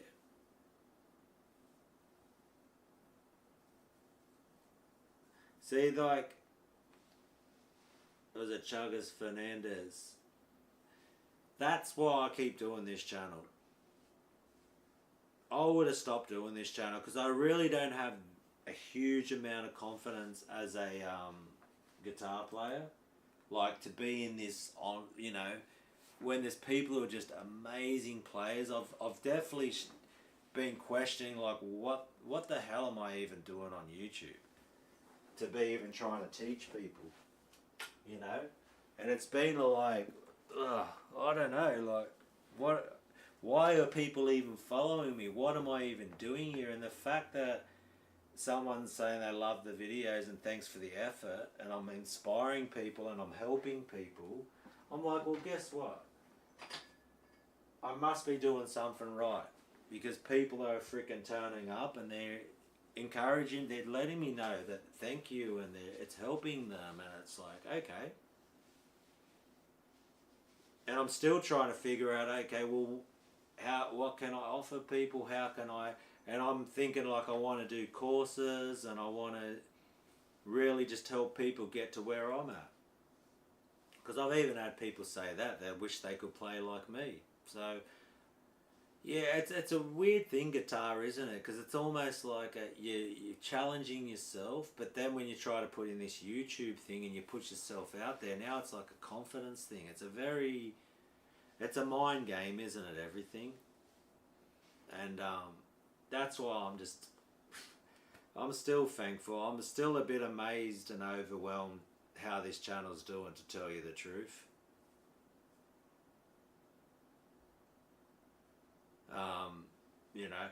So, and anyway, if you've Meadows has been here since the beginning, and he's seen my like evolution as like, thank you, what the hell's even happening? And I'm still humble, but I'm like, what I'm learning as I go, like, what do people appreciate? And that's going to be what I keep bringing, because as someone new finds me, and I think the bottom line, which I've figured out of what I can do on this YouTube, in this space, putting myself out to the world, is the encouraging and the inspiring. I'm just a fan of guitar and the style of riffs that I play, and it's just, to me, and I've said this before on other streams and stuff, but it's just like people who love blues music or bluegrass and they have blues festivals. Like, I'm that old now, and I started listening to this when I was younger, and it's just, I've got a love for this style, and I wear my heart on my sleeve, and I'm just like, this is what I love, and I just want to share with the world what I love, and how I got to where I'm at, and how I think about it, and how I've approached it. And it's never, I'm still thinking about it. Like, I did that Gallup one, and I'll be sitting at home, and I'll just be like, like, I walk around like at work in my head, and I can just hear rhythms go, I start getting creative, and it all comes from either a melody or a rhythmic idea, It's like, And then the brrrr, that's me tremolo picking, trying to do it out loud to you guys, but in my head it's just like,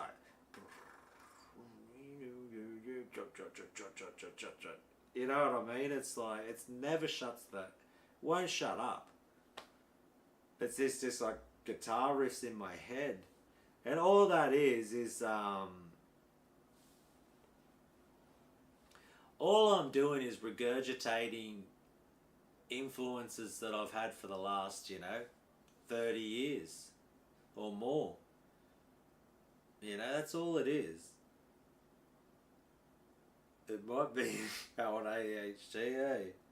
But yeah, so that being said, old Dun's gonna have to. I get up at 4:30 in the morning, and it's 9:30 now. And always, every time I do these live streams, I say I'm just gonna go on for an hour.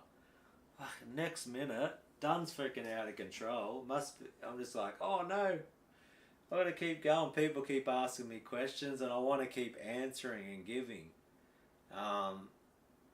And I know, like anyone, I think it's like when I'm at work or if I meet a guitar player in person who's into the same topic, or just guitar players in general, I don't care. I love guitars, okay? This what this all comes down to. And if I can inspire and encourage people to pick up a guitar and just be part of this community, that's it's helped me so much in my life, eh? Like, it's just, I love just playing guitar, man. It's now, and I'm just thankful that I'm physically able to do it. And none of it's lost on me, man. And it's all a blessing every single day. And it's a blessing that people are turning up for the channel. It's a blessing that people just say thank you and I love your videos. Like, bruh, it keeps the channel going, man. This is what it is. And it's because I think, and that shows you, because when people say, that encourages me more than even, like, I'm not like, holy shit, I'm going to be a millionaire and I can buy houses and cars and this is going to be amazing.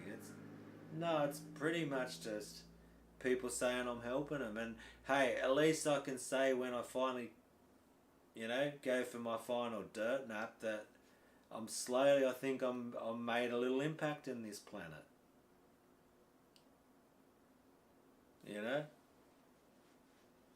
And like Obituary as, and that's, yeah, they're classic as, and they're not, Obituary isn't technical.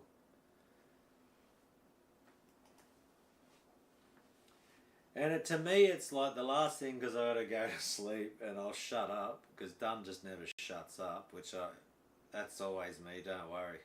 I can talk a lot. Is that I think when I was younger, I'll use like a motocross analogy. You give me $2 a month. I definitely want the money for that. Sign up, Joe. Give me your money. I want your fucking money right now. Ain't got no money in my ass back pocket.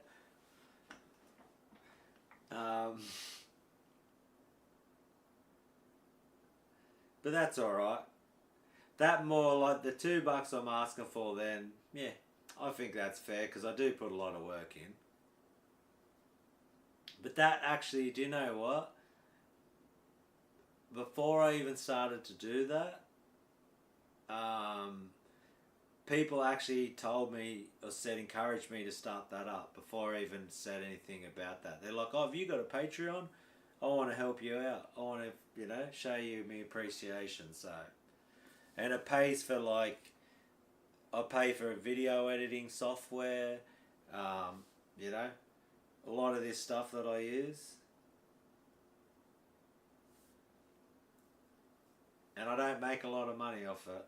Like some videos, like we'll put it this way, man.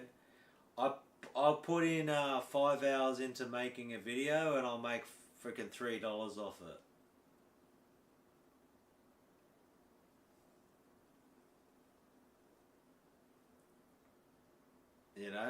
So hey, I know I'm rolling in it, brother. That $3, maybe. Hey, I could go to freaking upsize my McDonald's meal, get a like extra value meal, get a large one instead of medium. Hey, that'd be pretty good.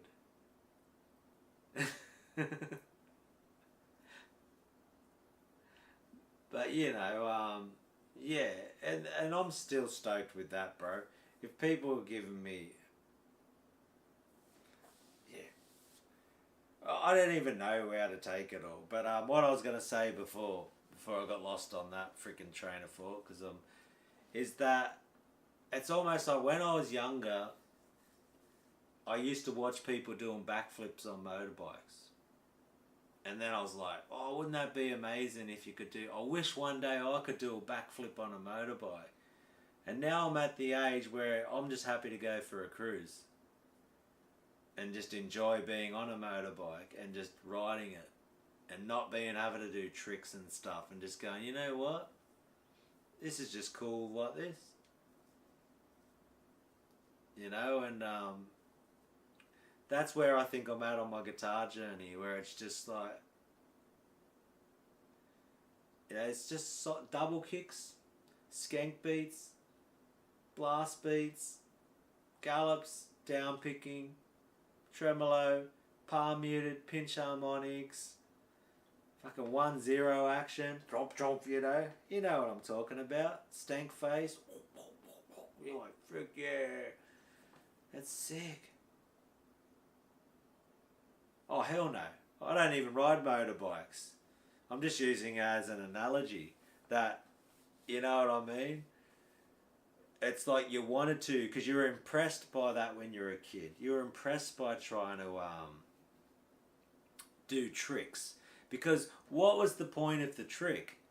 The trick was not for yourself as much as it was to get appreciation and respect from other people. I think you got to ask yourself... what is your driving force? And if you're old enough and you know the Skyhooks, ego is not a dirty word. But people doing something hectic or amazing and people going, fuck yeah, you're a sick cunt, like you're freaking amazing. That was oh wow bro, that was crazy. How do you do that? Holy crap. There's gratification in that. 100%.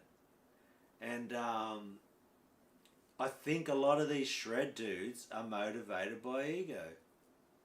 Because they'll get people just going, holy crap, brother, you're just amazing. Wow. There's nothing wrong with that. I definitely think, like when you're a winner and you standing on top of a podium, you're like, I'm the best in the world, frickin' eat a frickin', I was going to say then, but there's definitely something in that. Like if you want to be the best, there's a mindset, there's a hunger and a desire for that, and I think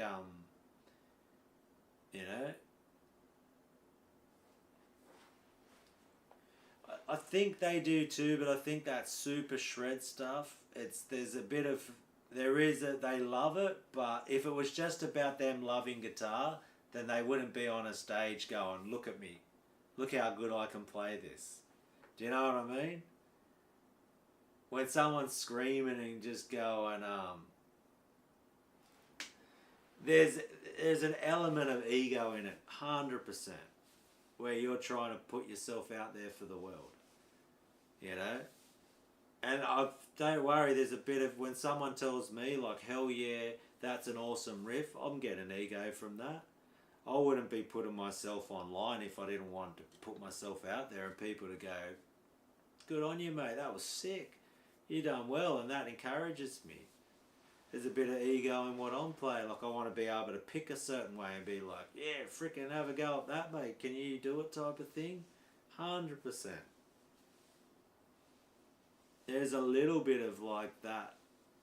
I remember when like friends would come around, I'd be like, check this out. And they'd be like, oh, that's sick, bro. There's definitely like, you want to impress people a little bit. You want to feel like you're doing something pretty good. There's nothing wrong with that. But, you know, how, if you know what I'm saying. But then it sort of gets a little bit, I'll just take it a little bit easy. If you know what I'm saying. If any of that makes sense, I'm just talking shit like I do.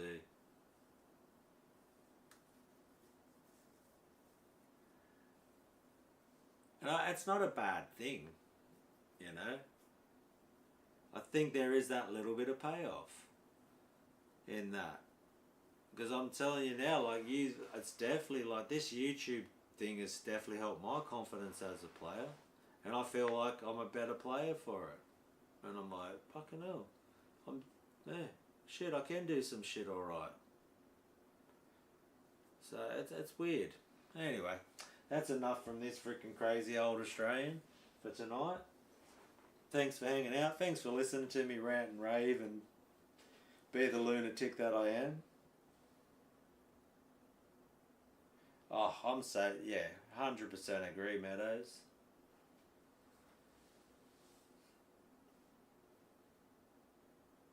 But there's a little bit. But yeah. No, thanks, brother. Thanks for hanging out, everyone. And old man better get some sleep, because, oh, god damn. I'm gonna struggle to get up tomorrow. I might have to delete the post if, I'll be like, I'll chuck a sickie. And my boss will be like, oh yeah, friggin' I saw you on your stream last night. Friggin' oh shit, brother. Anyway, so thank you. Thank you for all the love and support. And hey, if you've got time right now, crack out that guitar for us.